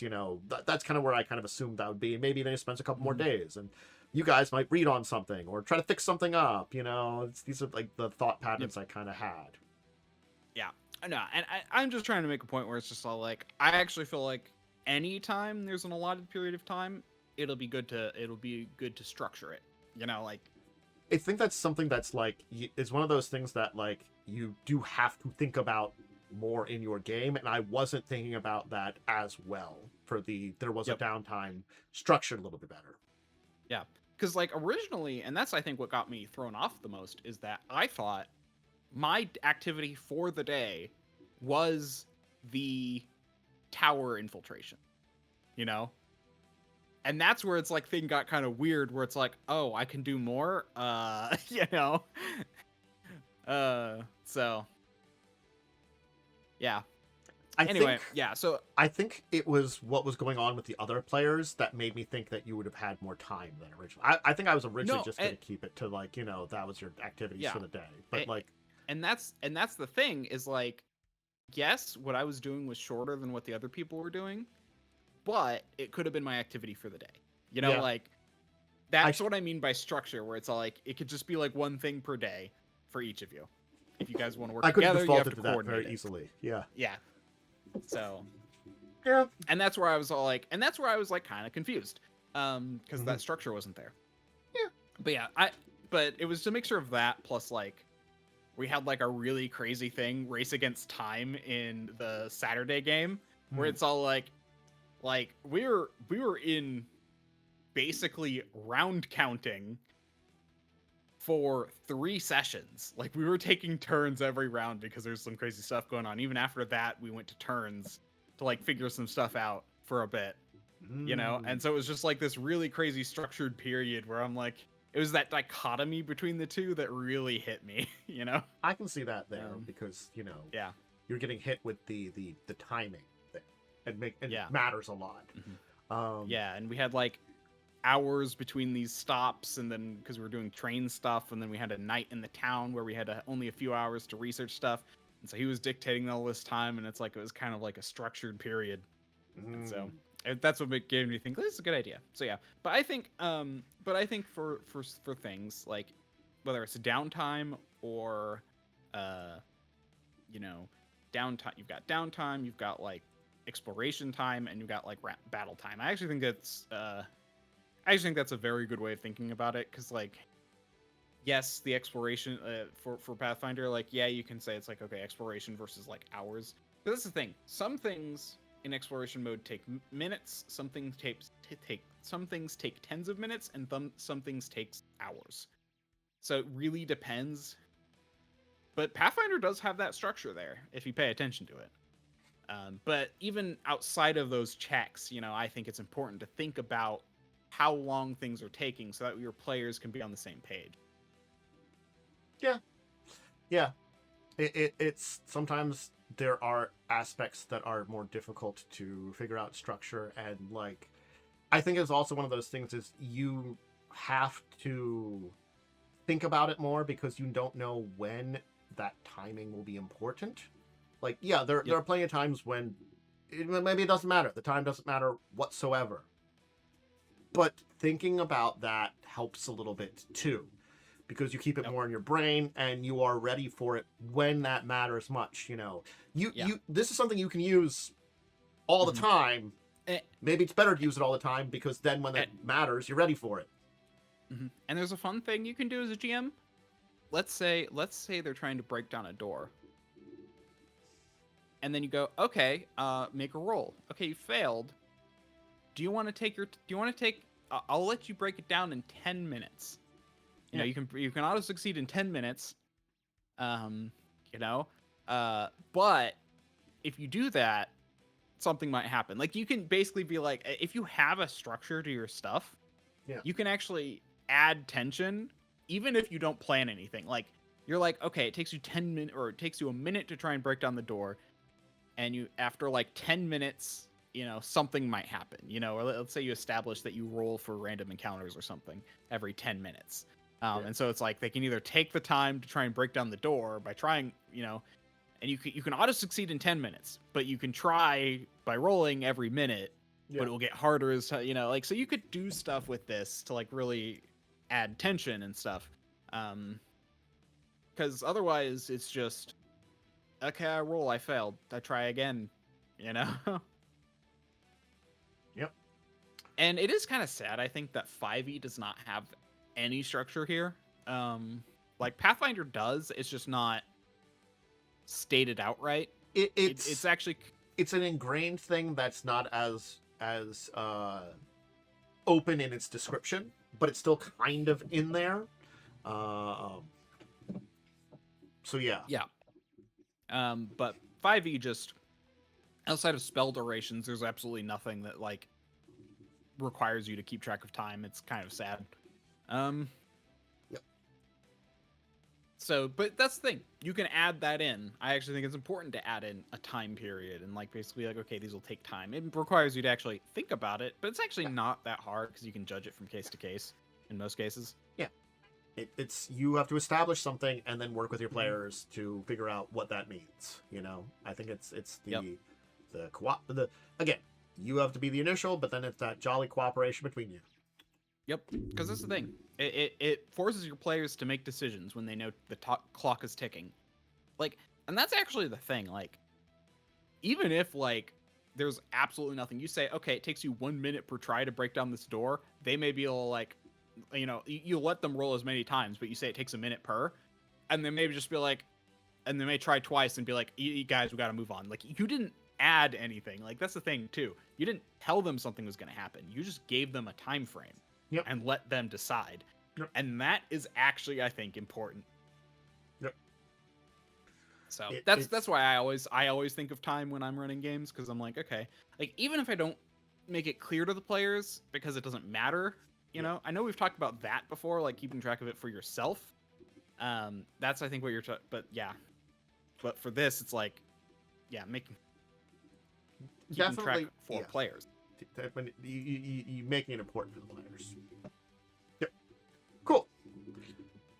Let's talk about our week, because we have things to talk about. So, might as well just start with Sunday. Joe's games. I think because this is the only thing I had this week. Almost a TPK. Actually, I think this is the only thing I had this week as well. Oh, because you didn't have anything today? No, I did not. People were out of town. So here's the thing I'm going to say about it in just pulling it out. Because I think we talked about it last week. It was a very difficult battle in my game. But I had established some stuff that I was able to use to give a little bit of support to your players. You know, and it was something that was very well established there, helped out. I mean, also, you made Talk act autonomously, which actually screwed with a plan that Umbrin had. You know, it's like kind of the thing where it's like he wanted to go and heal him, but he was gone when he went to do so. Yeah. And he had to change his plan. You know, Yeah. like that. So, like, yes, Talk was helping, but she was doing it very clearly in her own way, and it's not like, and that's kind of the thing about it, is it was very obvious you were helping us out, but it was in a way that didn't feel Deus Ex Machina, which is, I think, is where we're going to be going here in a bit. So, here's let's break down the basics of it. It's a big battle against the original villain of this adventure. So I'm gonna take my first step back here is Joe wanted to have this fight. I'm gonna tell you, I wouldn't have had it. Yeah. The way our story went. Yeah, so basically Joe used the Planescape adventure book. There was like an adventure in it, and he derailed it at one point near the end. And then he wanted to throw this fight back in, the boss fight back in now. And so he's using that book's fight. Beyond it not being a good boss fight, because it's not. Yeah, we'll get into that. Just like there was, like, I'm not saying you couldn't, his explanation, his story for it, in quotation, works, but I'm like, it felt so much of a stretch. It's like one of those things is like, if it was a plot in a movie or a book or, like, you know, a TV show, people would have thought about it, be like, why did that character do that? You know, it's like one of those things of like, I guess they can do that. I guess there's reason behind it, but it was like, I felt it would have been contentious because it's like everything we had done in relation to her and with her, she just threw out the window because of maybe I'll get something out of this. Okay, that actually doesn't bother me that much. What really bothers me is the fact that there was no, like, I actually think he could have foreshadowed this I think that very easily. I think with because I want to just finish. Yeah, because Pharaoh, you know, the person who was helping us and was related to her, he only briefly mentioned that, like, they had a contract once, I think, or twice. Like, I knew they did, but that never came up. And but Pharaoh was gone a few times, I think, because but it was very obvious that it was basically because, you know, he wanted to, like, challenge us as players and not have the NPC along. You know, it was very much this, oh, I'm gone, sorry, I can't help you, you know? But he could have used that to foreshadow her, like, working both sides or something, and, you know, maybe warned us or something, or been like, yeah, things aren't, like, I can't say, but something's not right, you know? Like, he could have totally set that up way better. He had all the tools to do so. I think I would have been less angry with that part if the battle was good. True. I think I was kind of like, you know, I was passing it off, but I'm now feeling more salty about that because the battle sucked so much. Yeah. And that's kind of the whole thing, is like, yeah, like, we could get into the battle, but let's just start with the preface there. It's all like, and this ended technically a bit for last week, where it's all like, we were talking to what was her name again? Shemeshka. I know she's Shemeshka, thank you. All I could think in my head was Yugoloth, and I'm like, what's her name? She's a Yugoloth. So Shemeshka, yeah, she's a Yugoloth. But, like, so she tried to trick us into coming, because she left a message, and, well, I guess Pharaoh probably helped there because she was under her contract control. Oh gosh, and the death at the end, we can't even get to that. Of Pharaoh, and oh gosh. So we get there, and it's like, okay, there's obviously something wrong. Because it wasn't really Pharaoh that was there. It was someone that was pretending to be Pharaoh with us, wasn't it? Yeah, it was Shemeshka using disguised self as Pharaoh to try and get information from us. Why? If she was going to kind of threaten us, why on that one too? Just confront us. She was just asking us where the things were. It was kind of like, you know, and here's the entire thing about it too. Joe tries to, like, I think this is the part, it's like, I did not want a plot of they're trying to steal it from us then. because I'm like, that is Yep. so annoyingly cliche. I just didn't want it. Because we already went through so much shit preventing them to do that very thing. You want to know what I would have done if you wanted to go that route? I would have had them attack the tower with us there. Yes! Yes! Yes! Having them attack the tower while we're there. If they steal it while we're there, that's a different thing entirely. Oh, yes! But we could have had a chance to fight back, you know? Yes, Yep. you could have stacked it against us. Like with the fire. That sucked. Yep. But I was not pissed off about them getting the part of the fire, because he stacked it against us, but it made sense. You know, that's a way to do it. You can stack it against the players and have it do stuff still. Will they sometimes succeed? Yes. But that's where you've got backups for the villains, for good writing. That's where it would have been. Instead of like the go around where if he still has it stolen from us, I'm going to be so pissed off. I'm going to be so pissed off. I'm already very angry about that. If the stuff is gone, I agree it's gonna be stupid. Like if we're like, oh, but we do have 2 of the things with us, so they can't steal everything. I mean, 2 are back at the tower. And I think the 2 that we have are like the ones that would be the hardest to get, kind of. Yes. Well, we have the water and the ember, I think. Because the water and the ember, because it's the last 2 we had. Because we just had done those, kind of. Because we didn't really. Which they already have an ember, so that's not a big deal. But they want the water. I know they need the water because that's the one thing they couldn't get. Yeah. So anyway, so this is the setup. These are little complaints to set up. But basically, she's trying to be like, give us the stuff and we'll leave you alone. And it's like, you know, have our discussion. It breaks down. Whatever. She's not going to listen to us. Okay, we're getting to a fight. Boom. Fight itself. So yeah, this is the worst designed fight ever. Like, we got Shemeshka. There could be, to be fair, no. The one with the Yugolos with Acid Cloud in the tower was worse, but this was pretty bad. This was pretty bad. So because that one was just so bad that we had to leave, and you know this one was. We don't have the option to leave now, too. May I note? That's true. We are trapped, so we can't leave. There's no retreat. We have 2 invisible creatures, where I don't think any of us got any checks to notice them. Where it's 5e invisibility, we should have had checks to notice them. Yeah, we should have. At very least, or they should have had stealth checks versus our passive DCs. Yeah, but I know Joe didn't roll. Oh no, Joe didn't roll anything. And like, yes, I don't have a great perception, so they probably would have gotten by me. But doesn't like Yulin have great perception, aka Druid? So may have been able to notice something was afoot. Would he have known what it was? No, but it might have been at least a little better for like warning us, you know, that there was other enemies there. So yeah, pretty mean enemies, I'm gonna say. And then every round, it was a layer, and it was not just any. This is if layer wasn't there, I think this would have been a fine battle. I'm gonna say that. Agreed, actually. The layer was just an asshole. Yeah. So not only and this is what I was going to get into about why this was such a bad fight.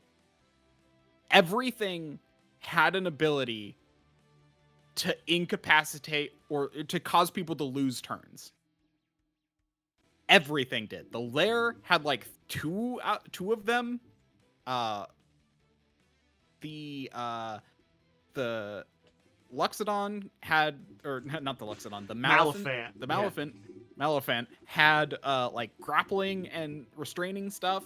The other guy also had some the mind, I forget what that thing was called, the mind demon, something like that, psychic demon. Anyway, he could incapacitate you, and if he did, you literally had no way of getting out. That was stupid. Yes. That's just a stupid monster design. Yes. Where, like, basically, while you are grappled by it, you are stunned, meaning you can't take the action to escape. And if it attacks you while you're stunned, it can do, like, 40 d6 damage or something like that. It was like an average of 46 damage. Yeah, it was something ridiculous like that. I remembered 46, and my brain went, "Oh no, it's 46." Was like the average damage. Yeah, I'm sorry. Like, and the Malephant and the Mine Eater synergized really well with abilities, which was really annoying. So it's like, and yeah, plus Shemeshka had a stun. She had 3 counter spells. If you did the counter spell, you were poisoned, meaning you had disadvantage on anything else you wanted to try. On top of having legendary resistances too. Yep. Which we didn't even get to. So we didn't even get through her legendary resistances because the spellcaster was just shut down every round. That's the thing. Like, I was just like, I made 1 attack. And everything else I did was counterspelled. By the end, I think I used like 5 spell slots. And normally in these battles, I use like these big battles, like 20 spell slots. Yeah. Maybe like I usually, on these big epic battles, I usually have been using all my spell slots. I didn't use most of my abilities. Yeah, because you were literally confused the entire time. And that's the other thing too, is like, it was there was like lair actions with very high DCs. Like DC 18 is very high. Yeah, it's very high. And especially, again, I had to roll. I think I had like +2 to this. So I had to roll 16 to overcome it. So you had a 1 in 4. Although you finally got unconfused after it ended after a minute. And that's the other thing too, is it was like, let me put it this way, if the confusion was 1 turn, it would have been fine. Like, that's actually one thing I would have changed. And that might have made the fight totally fine. If the confusion lasted 1 turn. So that way, when the next lair action happened, you were no longer confused. Because, like, some of the other effects lasted, like, 1 turn. Like, didn't the other incapacitate? No, every other effect lasted 1 turn. And then Shemeshka's, like, incapacitation ability only lasted until, like, her next turn. And, you know, outside of the grapple, which was just infinite, because while it grappled you, you were, you know, from the mind demon or whatever it was. Like, so it wasn't, like, bad. It was like, this 1 lair action confused all of us, because we don't have amazing wisdom saves with everyone. But, like, here's the thing. Like, 2 of us had a 50-50 chance of passing a DC 18. Which, I want to point out, D&D is designed, for the most part, around it being successful a quarter of the time. Like, when you're designing an encounter against, like, something like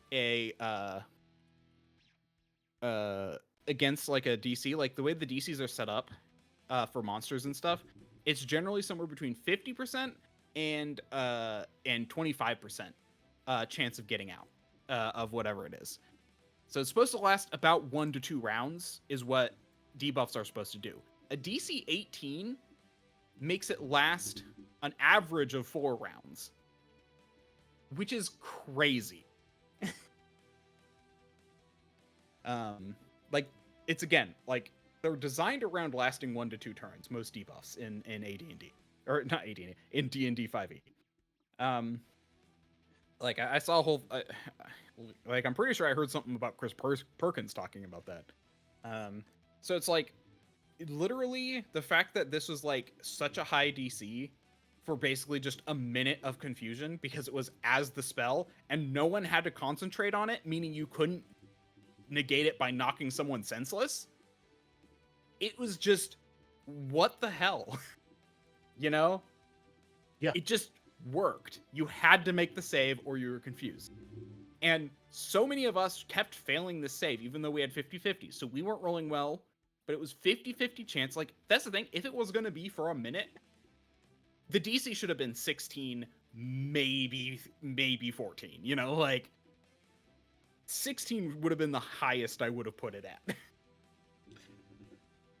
It's one of those things, is like, certainly there are players that have very good wisdom, but it's not everybody. Yulin had a plus. Yulin has a +8, and he failed twice. Yeah. That's something that, like, when you say that, it's like, that's not something that should be done. Failing twice for that kind of plus, like, unless the percentages are just not great. Yeah, I had a plus. I and 6 had a +7. Or no, sorry, Yulin I think had a +9. So, but still, like, that's our party for wisdom saves. +2, +7, +7, +9. Mm-hmm. Think about this: is like we are very DC magic, 18. We're very magic build. If we had a fighter or so many other classes, They would never succeed. They would never succeed. Like there are people that could have just, even at the level we are, have +0. And even technically a -1 is possible at our level. Yeah, for a save.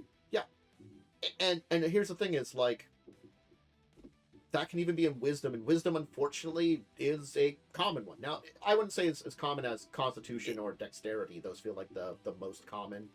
I mean, wisdom, dexterity, and constitution are considered the 3 basic saves, and then the secondary or the primary saves, and then strength, intelligence, and charisma are secondary saves. Yeah. With that said, it's very common. It's very common for a fighter to dump wisdom, and that's the thing. I made it about half the time, which, you know, or I often got on and then the like other ones which were also DC 18 wisdoms that just did a shit ton of damage, you know? Yeah. Like, that's another thing. And I think another one also stunned us, if I recall correctly. Like, it stunned us for a turn if we failed and we took psychic damage. Yeah. So it was just insane how, like, so much of that fight was just about shutting down the players. And I couldn't do anything to stop the enemies because every time I tried, I got counterspelled. You got counterspelled.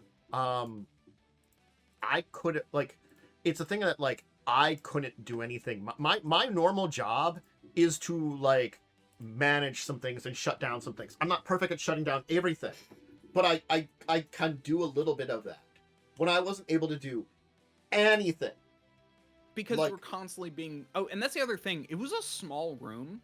So the squishy guy, the guy with the lowest AC, Bander, Tantus's character, was, like, locked in melee with these creatures. Yeah. And he was confused, so he couldn't do anything, and he lost his turn most of the time. So he couldn't do anything. Out of 9 rounds of confusion, I got 1. Yep. That is 8 rounds of being a punching bag to enemies. Yep. Before I made that save. I had to right waste before the the 10th round dimension was. door to apple from that enemy, because that enemy would have just killed him outright. Because if you die to the enemy when it's grappling you and you're incapacitated, it eats your brain and you die automatically. No save. Yeah. No. So I had to run in and waste a turn to save him. And that was even less time of me doing stuff. And then the next 3 rounds, I got counterspelled. I had to spend... Actually, except for 1 round, which I was confused again, because we got another round of confusion. I had to spend rounds trying to heal people to keep them up, too. Yep. That's me, because I can't really cast other spells. Then I don't really have damaging cantrips. I'm a goddamn bard. Yeah. You know? So like, when I have to use leveled spells to try to keep my players alive because they're at, like, death saves, that's not good. And the fact is that two of those things on the D4 did a shit ton of damage to everybody. Yep. That's the other thing, too. Like, one of them restrained you and did a bunch of damage. The other one, another one confused you. The other one did a psychic damage and I think stunned you. And then the last one, I forget what that one did. I remember it wasn't too bad, though. Discord, I'm minimizing you a second. This will break stuff for just a second, but I'm gonna... Yeah. So, I don't remember what the last one did. We rolled it once, and I remember it wasn't that bad. I was trying to... I had to, like, open something And of course, that's the one we only got once. It was... So, yeah, like, when action economy is the most important part of this game, and you have an entire... suite of enemies and lair actions, which can all take away your player's turns. That is very bad design. Like, literally, like, one creature who does that kind of thing in an enemy group is annoying. And here's the thing, like, even if I wanted to do something like hold monster, even if I wanted to do something, you know, like, I don't really, you know, I didn't even have time to cast mirror image. I was trying to like do stuff. It's just like, you know, I wanted to do stuff, but I had to, you know, the turn I was going to cast mirror image, I had to save Tantus, you know, and then afterwards I'm like, screw it, they're not focusing on me. I'm going to try and attack. And then I get counterspelled, you know? By the way, 2 party members died in this. We're probably going to be able to revive them, but still, it's stupid because this was the worst fight. Like, it was just so poorly designed. Because if you got even remotely, it's also had a major snowball problem because, like, you know, everyone got confused on the first round except Yulin. Meaning, like, we all lost our initial actions, basically. Yeah. And from there, we all got hit, and then there was some healing that needed to be done, and then they got positioning properly, and then, you know, and then, now here's the thing that I think that I've kind of alluded to at the beginning. When things started to go poorly, that's when Pharaoh came in. Deus Ex Machina. Now, she was there from the get-go. She started off being attacked, basically as like a way to like basically be like, hey, I could hurt her, I could kill her, you know? It's like, okay, cool. Nobody cares. You did not make this character likable, so who cares? But that's the other thing is too. It's like it's supposed to be threatening to us, and we're like, we kind of like her, but you're like threatening the multiverse. I'm like, also like that's my entire thing. Is like we've seen what they do to these planes when they fuck around with this stuff. It's not good. We saw what they happen back in our home plane of Sigil. It's sort of like you're threatening one versus the world. I don't know what the thing is. You know this. You know. Well, and that's the thing. Generally, people often will like be like, "Oh, I like that person," and it actually becomes a hard decision for people. Mm-hmm. But he did not establish rapport with his people. That is not, you know, with Pharaoh. Pharaoh was like a tag along at times. It was like, fine. We need your help. Come along. And our first impression of her, terrible, because she took us to like the place we almost died from. Oh yeah, and like, well, to be fair, that didn't bother me as much. The bigger thing was more just like, well, it didn't bother me she out of game, but in character, I was like, I don't think I can trust this lady fully because she screwed up this badly. Yeah, and so here's the thing: she's bound here, and then suddenly she stands up and does like 3 actions that she was preparing for this whole time. And it was very obvious that he just decided now that was happening. You know, like, and that's the big thing that hit me with like the difference between yours. The other thing too, and I'm going to state this here right off the bat because I don't think he ever thought about it. This battle was meant for 4 players. We were 4. Right? No, we're 4 here. We are 4, yeah. But no, there's 4. It probably was meant for like honestly a better team than we have. Well, no. Do you remember? He told us about this thing. Death was supposed to be inconsequential in this game. Do you remember that? Ah, that's right. It was supposed to be like if you died, you could be reincarnated as a different person. Like that was the whole point of the way this game worked. I forgot that for the Planescape. Yeah. The Planescape, yeah. So, yeah. Mm-hmm. Everything's supposed to be more deadly. Yeah. And so because of that, everything's supposed to be more deadly. Now, with that said, I think we are much higher level than this encounter was supposed to be. Well, probably not, actually. Probably not a ton higher. In fact, I think if it was, he buffed it for us. But I don't think so. I think it was just I think something happened and we just ended up, I don't know. Who knows? With that said, though, like, that Deus Ex Machina bothered me a lot. Because I'm just all like, I know why he did it, and it's fine. But, what level are we? We're 13 now, I think. Okay. Well, the Malefant is... We might be 13, because I've got... I do pretty sure have we're 13, but let me look. 7th level spells.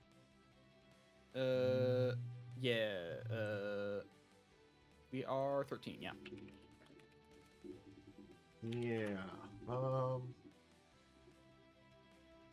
I have to remember the name of the other one because the Malfant's CR10.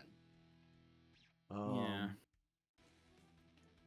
Shemeshka's got to be pretty decently like CR though too. Higher than the others. So I'm just trying to think of how the challenge would be. And I really do think, let's say all three of them were CR10. Okay. And the layer, I think that would have been even to us. 3 CR10s and a layer versus level 13. Shemeshka is, because I did look for Shemeshka is CR14.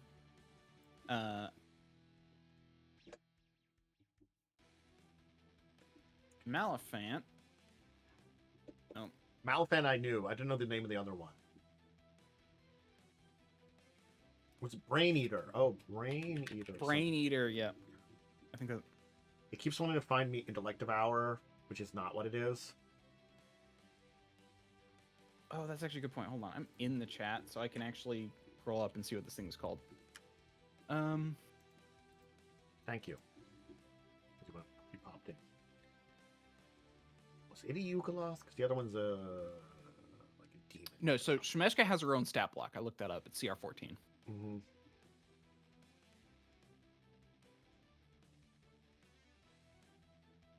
I would assume CR13 because her abilities of like once per round just blasting someone with 1 billion points of damage and then doing another action sucked. Mm-hmm. I gotta shut her down for 1 round. Mm-hmm. Yay.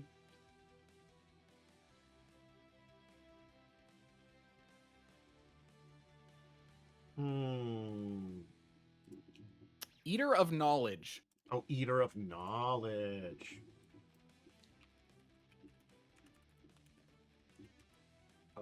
Eater of Knowledge is CR6?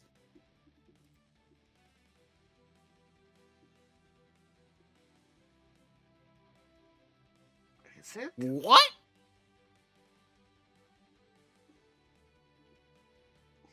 I mean, I'm looking at it. It's the same picture.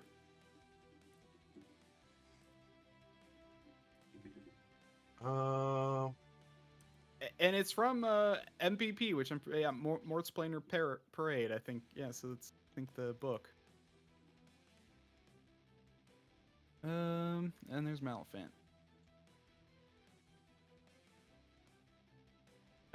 Malifant is CR10. So it was a CR10, a CR14. Yeah, so this was like low. Unless he buffed them, he might have buffed their HP, but well, we weren't doing damage to them. That's true. The problem was we were locked down the whole time. Yeah. Like it again, we weren't able to do anything to them. So it really could have been a CR6 and that wouldn't matter. Because I feel like this does kind of make sense. It wasn't hitting, but I do like yeah, it seems to have it. Grappled condition, escape DC 14, and must make a 15 intelligence saving throw or have the stunned condition until the grapple ends. I like how it gives an escape DC, but it gives you the stun condition. Which yeah, right. Yeah. And then extract brain, which does 45 damage on average. It does 10d8 if it gives you an incapacitated creature, which it does by grappling you. So then, I mean, I guess there are ways to be immune to the stun condition, but yeah. Yeah, I can see Eater of the Knowledge being 6, but again, it then synergizes with the Malifant, which can give the incapacitated so it's more than just, in this case, it synergizes in so many ways, which makes it worse. Synergy is evil, you know? You have to remember that when building these encounters. So I think with her 14, 10, 6, and the layer, because it's, again, like, 14 without the layer would have been a challenge anyway for us. But with the layer, makes it more of a challenge on her own. That's what I'm going to say, like, here. If it was just her and the layer, it would have been a challenge still. For 13 levels. Okay. Because she's still one level higher than us. Even at level 13, this calculation is a double deadly encounter. Deadly is 20,400 XP, and this was 39,400 XP. So it's almost double deadly. That's what I was thinking about, because it's a villain monster in its lair. You know, but also the monsters synergize super well, and we were trapped, and we were in a small space, which is basically one of the, like, you generally want to increase the CR of things when that kind of thing happens. Like when you restrict players in that way, you generally want to, you know, like I couldn't run. I'm a wizard, you know, I get hit once and I'm dead. Yeah, you know? the environment was not synergistic to us fighting at all. And like, then they had like all these incapacitation abilities, you know? It was just so bad. It was... I think that's the worst fight I've had in quite a long time. Yeah, it was just so badly designed. It wasn't bad for, like... It was bad because... Like, how do I say this? I just felt so annoyed because I could not do anything. It's different than, like, oh, she counters a spell, or my spell doesn't have as much of an effect. No, it's I could do nothing. I skipped a turn so many times. It's like, well, I lost my turn. Okay. I'm taking damage. Yay. Can I do anything about it? No? Okay. Because again, like, you have an 80% chance of not doing anything under confusion. 80% chance. What, you have to roll a 9 or a 10 on a d10? I think it is? To act? For confusion. What? Oh, yeah. 9 or 10. I rolled that once in 9 turns. My first turn. After that, never rolled it again. And some of the things are very bad. You randomly moving, you'll incur attacks of opportunity. You attacking something, which could be an ally. Those aren't good. Yes, the do nothing is the big one there. But it's like confusion sucks. And there's no way of getting rid of it. We did not have anything to undo confusion. Well, there is nothing to undo confusion. It's actually a not a condition. Yeah, that's the problem. So there's nothing that can undo it. Yeah, it's not a condition. It's just there. I think a high level... oh, no, sorry. There's one thing that can, and it was Greater Restoration, if I recall correctly, can cure confusion. I think it specifically states in the spell that it can.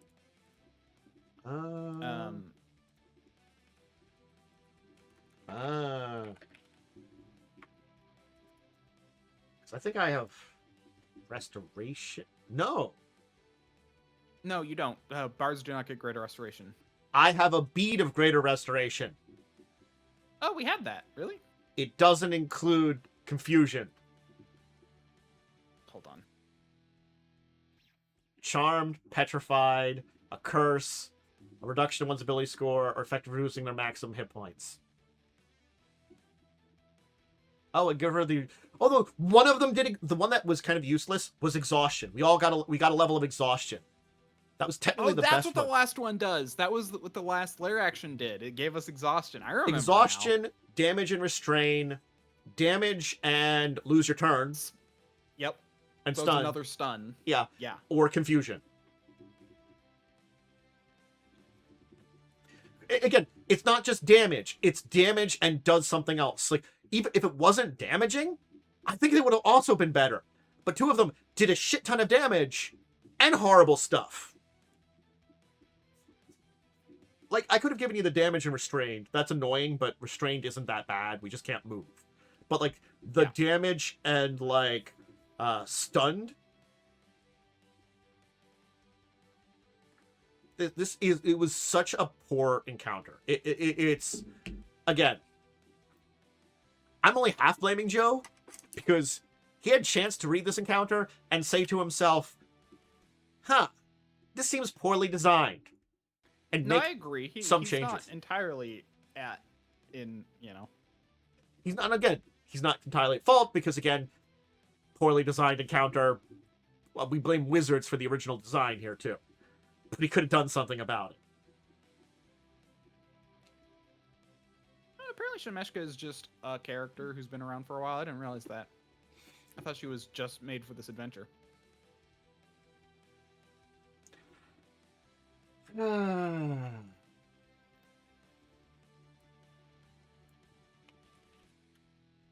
I'm trying to find, because like I found her stat blocks, but I do not know her lair. It doesn't show her lair actions. I want to know what they. But, oh well. This is one of the books that I don't have access to anyway, unfortunately. I found them online. Mm-hmm.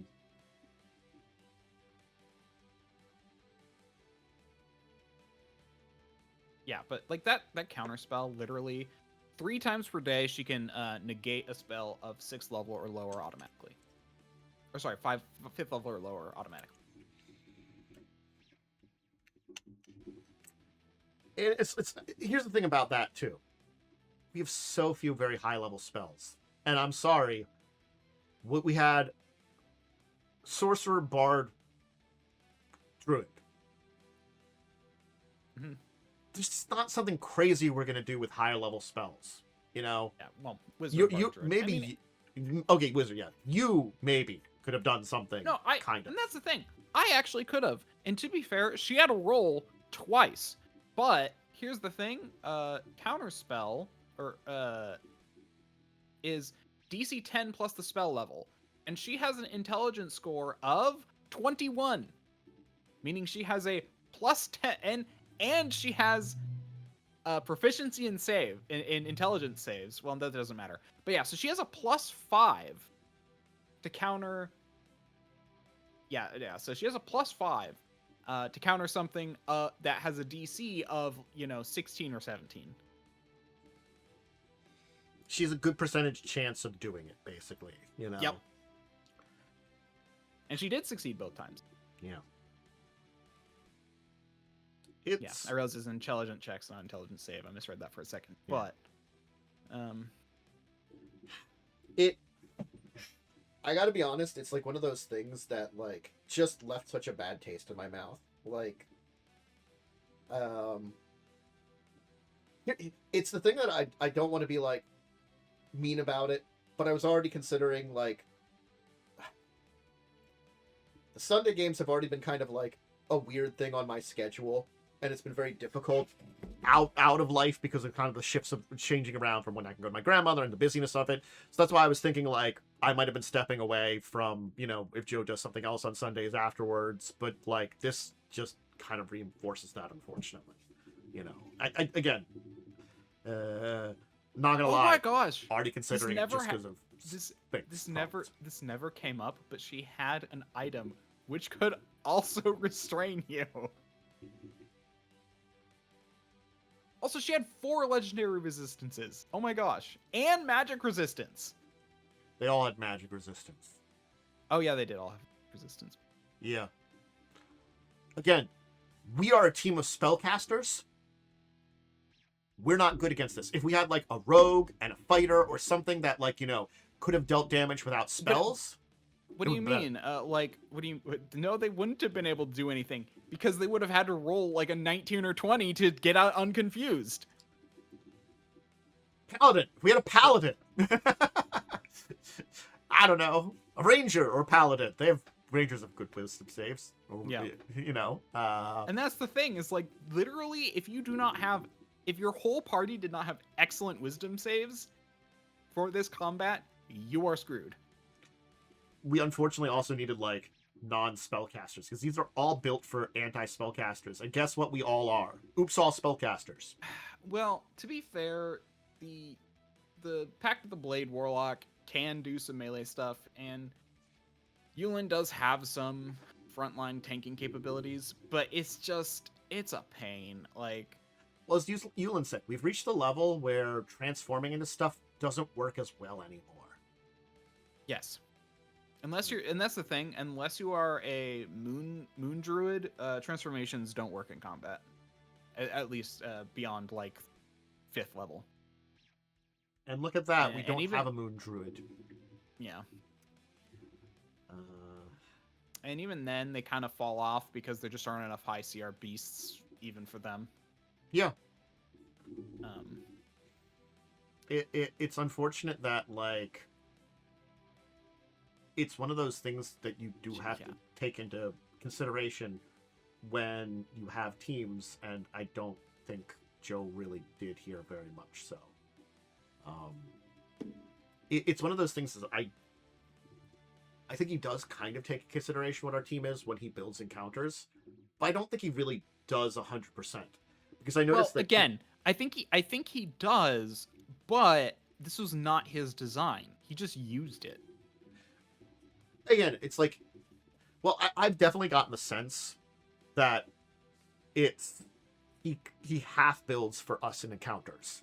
You know, it's a lot more he does by. He's good at divining encounters, but we've seen how some of them swing very wildly, and I think that's because they're not necessarily built for us very well. You know, as our team. Well, a lot of them are giant single monsters, which is why it's hard to balance around. Yeah. And we usually have ways around it, but this one was just so anti-spellcaster. Like, there were just so many ways to shut down spellcasting in this thing. And even if we weren't spellcasters, there were so many things just to remove a person's actions as well. Yeah. I mean, let me read this. Actions for Shemeshka. Shemeshka can use Arcane Flux or spellcasting. She then makes one claw attack or one attack with her Razorvine Tiara. The Arcane Flux incapacitates you. Her spellcasting, she has Banishment, Contact Other Plane, Mind Blank, Suggestion, Dimension Door, and Detect Thoughts. The only one she really used was Dimension Door. But the Razorvine Tiara is basically a melee weapon attack. 3d6 damage, slashing, plus 2d6 necrotic. I honestly, I think Joe missed multi-attack and just didn't do it because, like, she never attacked with this. It has a 15-foot reach, by the way. She used the tiara, though. We got hit by the tiara. Did we? Did she? Okay. Yes. But I don't think he used either or. No, he did. We got blasted by the energy, and then we would always get hit by, like, a melee afterwards, or the tiara. Okay. Yeah, it's a 15-foot melee range. Yeah, also, I just remember that... My brain was she got to blast someone once a turn with, like, a disabling blast, and then maybe throw some kind of melee attack out. Yep. And she has and if you failed the tiara, you had to, like, your speed is halved and you disadvantage on attack rolls and saving throw until the end of the next turn. So she could shut down rogues as well very easily with this. Plus 10 to hit against a rogue is not hard. She can teleport. She can turn invisible at will. She can teleport up to 60 feet.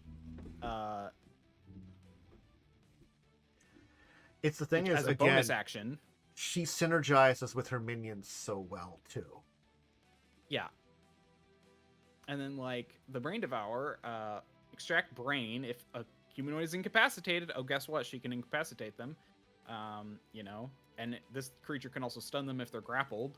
And then do this too. A hit for 10d8 piercing damage, and if it reduces you to 0 hit points, it eats your brain and you're dead.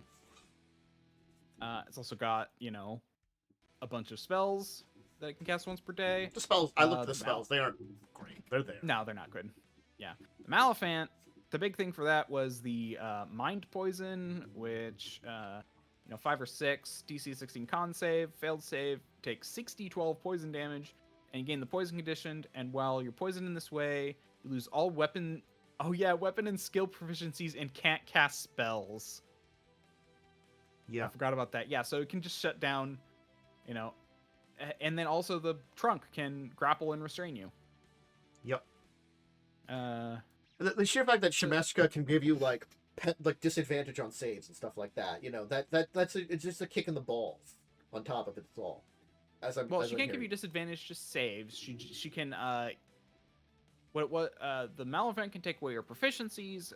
Shemeshka can incapacitate you and restrain you. No, I thought she had one of the abilities made your saves bad or something that you read. I thought. Let me look. Or worked on saves. I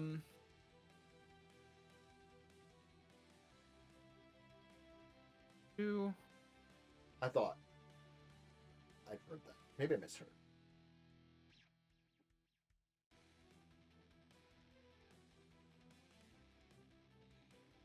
Oh yeah, no. Sorry, yeah. Disadvantage on attack rolls and saving throws if she hits with the Razor Vine Tiara. Yeah. If you failed the con save. Yeah, disadvantage on... yeah. And again, con save... maybe you have a good constitution, maybe you don't. Again, I mean, let's say most people at least have a 12 or a 14. We'll say most players usually do that. At least most players, especially by this point in the game, have a +2. So, hey, cool. I get a +2. What's a DC? 18? But you might not have con proficiency. Con saving throw proficiency. So yeah, it's like +2, so it's like a 13 or higher. Yeah.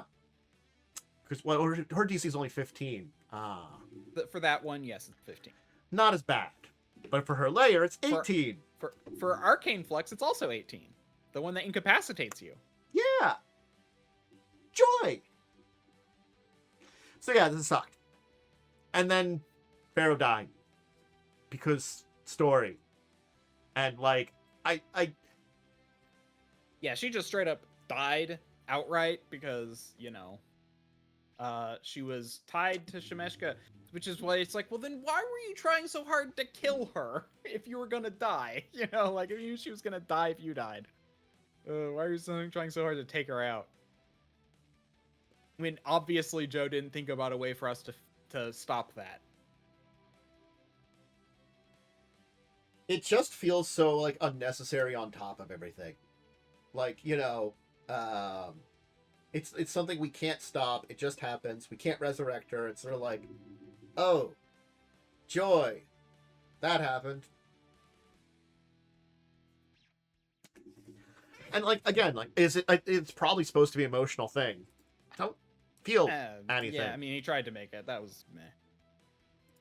It's like there's no emotion to it. It's just there. Yay. Oh no, Shemeshka is dead, and so is... Oh my gosh, these guys should have been foreshadowed. Because they're literally her bodyguards, these two. Yeah, they're invisible, but they're supposed to be around with her, so you could these really should have been foreshadowed. I guess she was planning on attacking us, is the way to think about it. Well, they're there because they're her bodyguards, which makes sense, but... still, they were able to, I don't think the invisibility gave much, except for, like, maybe an advantage on the first attack because reasons.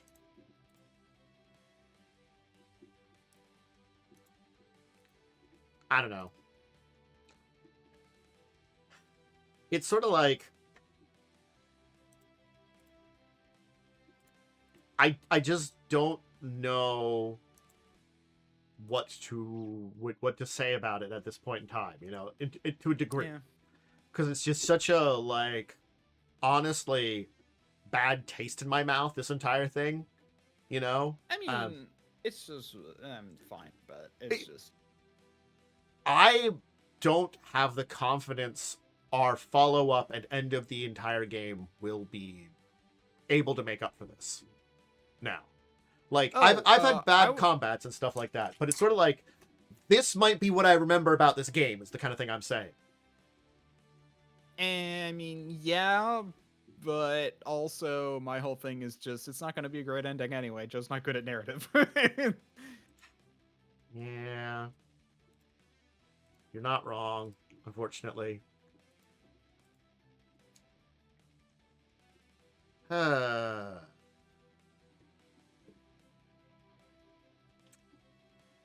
Oh well.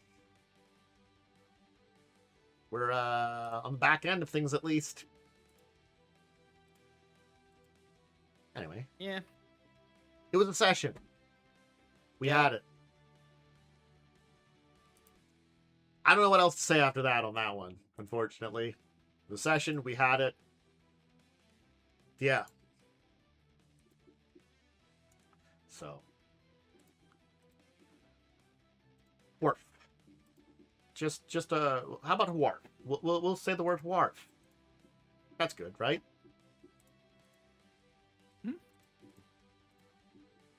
Anything else today to talk about? You got anything else? There is one thing, and it is a 2nd level spell, actually. Calm Emotions. Ah. Removes the confused condition. I could have taken that one. I wouldn't have. Well, because I wouldn't have thought to. Mm-hmm. Ever. It suppresses Bless, Rage, Bard's ability to inspire Courage, Barbarian's Rage, and Confusion. Man. So it would suppress my own abilities. Great choice. Wait, I'm looking at this wrong. Never mind, that wouldn't work. That took me to... Never mind. Yep, okay, there's no way to... Sorry. The thing it linked me to was a discussion on confusion in Pathfinder. And yeah, so the confusion spell... Yeah, there's nothing. Nothing I can find. Sorry, the only thing that I saw was like, okay, well, look. You could probably like dispel it or something like that, but like the fact is... That's true! Well, here's the fact about it. I did try to dispel it. Then I got counterspelled. But it would just also come back possibly at the end of the round. Yeah. No. I was going to, but you said no because it'll just come back. Yeah. That's why I'm like, we could have gotten over it, but it could have just come back. Yep. Anyway. Yeah, this was such a bad fight. Yep. Terrible balance on top of terrible situation or a terrible environment on top, and then Deus Ex Machina was thrown in there, and it was anyway. Terrible on top of terrible on top of terrible. It was a terrible shit show. Sandwich. Yeah. So. But we got through it. We're towards the end of the game. Yep. I don't know how many more sessions we got left. I have no idea. We'll have to see. But we'll have to see. Again, I'm not expecting greatness from the end of the game, but maybe we'll get some kind of interesting ending to it at least. It is funny because I really do like Joe's fights. Every single fight Joe has made has been fun. I can't agree with you. I can't agree with you. I know you don't agree with me. But there's a lot of fights I just haven't had fun in. That's a thing. Yeah. No, I know. But I think we also have... I think they're all creative, though, I have to say. They're all creative and interestingly designed to a degree. Yeah.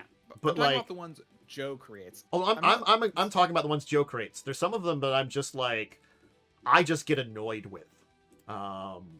With some of the things that are... And maybe it's because... I think I've talked about this. He does a lot of... They're all big boss fights. And I think it's like the more we've needs to do. Yeah. Yeah. I agree with that. I've become more and more tired of the big boss fight, I think, as we've gone on. I think that's another part of it too. I think because we keep getting the same kind of fights over and over again, and I have to use every one of my resources, and I've got to pull out my like Swiss Army tool of junk that I don't really want, but it's the only option I have because the crap we've been given, and be like, do I use this item? Do I use this item? Because I got nothing else that works here. Yeah, as a bard, as a spellcasting focused bard, yeah, you kind of are screwed. There's really not much you can do. Because you get such a terrible spell list for combat, and his out-of-combat stuff is trash. Yeah, I've tried. And so you're not really doing much. So yeah, I get why you're not having fun. That makes sense. Yeah, I think it's a combination of that. And I do have to say, I think I've been frustrated with the story stuff because there have been a bunch of times where no matter what I say, no matter how good my checks are, no matter how my abilities are, it doesn't mean jack shit. Oh know? Yeah, no, it's incredibly railroaded, which makes like all social stuff bullshit. And I am which is why you're a social character. Yeah, yeah. I think that's I think that's why I've been very frustrated in a lot of ways with the game. Yeah, that actually is. I think it's just all these things are culminating, and this battle here was like the culmination on top of culminations. And I'm just like, ah! So yep. Anyway, again, Joe's rulings are also never in our favor. Like, I swear, if it's like, if an enemy used something, he'd roll that like it did one thing, and if we did it, he'd roll it do another thing. I agree. He always he does the root for the enemy thing, which is not good as a GM. Like, it's not terrible. You can do good GMing with that kind of mentality if you like that, but I feel like it's anyway. I think we should again, like I think that's something that I definitely have been known for in the past. So I've done that before, but I definitely it's one of those things is like, honestly speaking, I've gotten better over the years with it. It takes just experience to get over that one. To be fair, when you said every encounter is a big fight where you have to use all your spells and abilities, I'm like, oh, you mean like in Fall of Evanswell? I never planned for it to be that way, unfortunately. It just always ends up that way.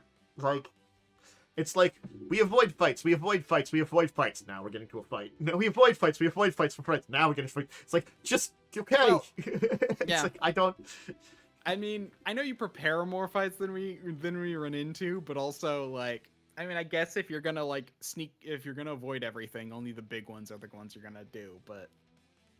Anyway. I prepare a lot of smaller things that you particularly go out of your way to try to avoid.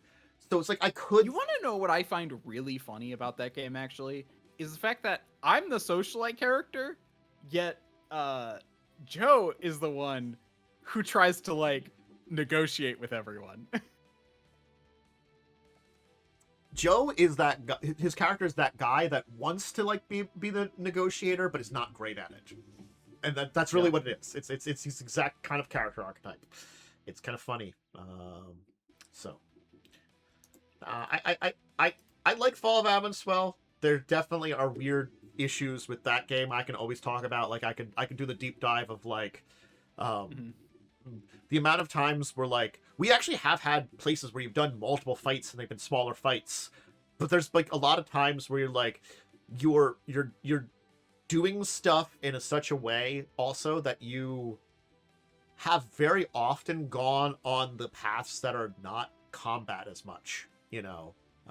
Yes. Like, that's the thing. The whole city thing, I know there were ways we could have done combat there, but we just didn't. Yeah. And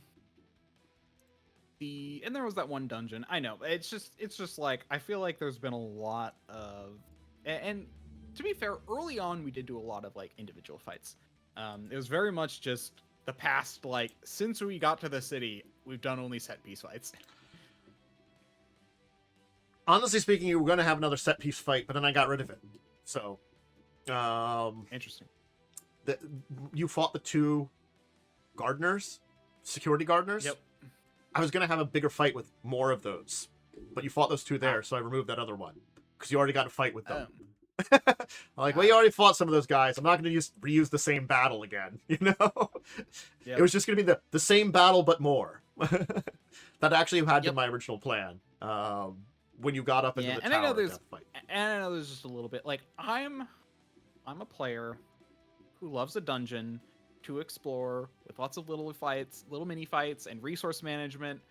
Like, that's where I'm, like, in my favorite. And so I get, you know, I do like running those. It's sometimes it's like they're a lot to set up, and it's also sometimes hard to excuse why it's there too. It's not as bad as it sounds. Like, honestly, there's definitely places I think I could have done it. We're literally in a tower where we're trying to accomplish stuff. I know. I could have set it up more dungeony. I definitely could have on this one. But that's the thing, is sort of like, that would have shifted from my original plan for it, is the kind of thing too. Like, okay, you know, because it was just supposed to be like more of a religious kind of place that, you know, in the upper tower, you know, that there wasn't necessarily like, again, you have expanded the entire thing out to like multiple sessions. I mean, I'm gonna blame Joe for that one. Yes. what was originally going to be 1 session's become 4. Just saying. Anyway. All right. We didn't have Fall of Avonswell. That's next week. We'll be back. Yeah.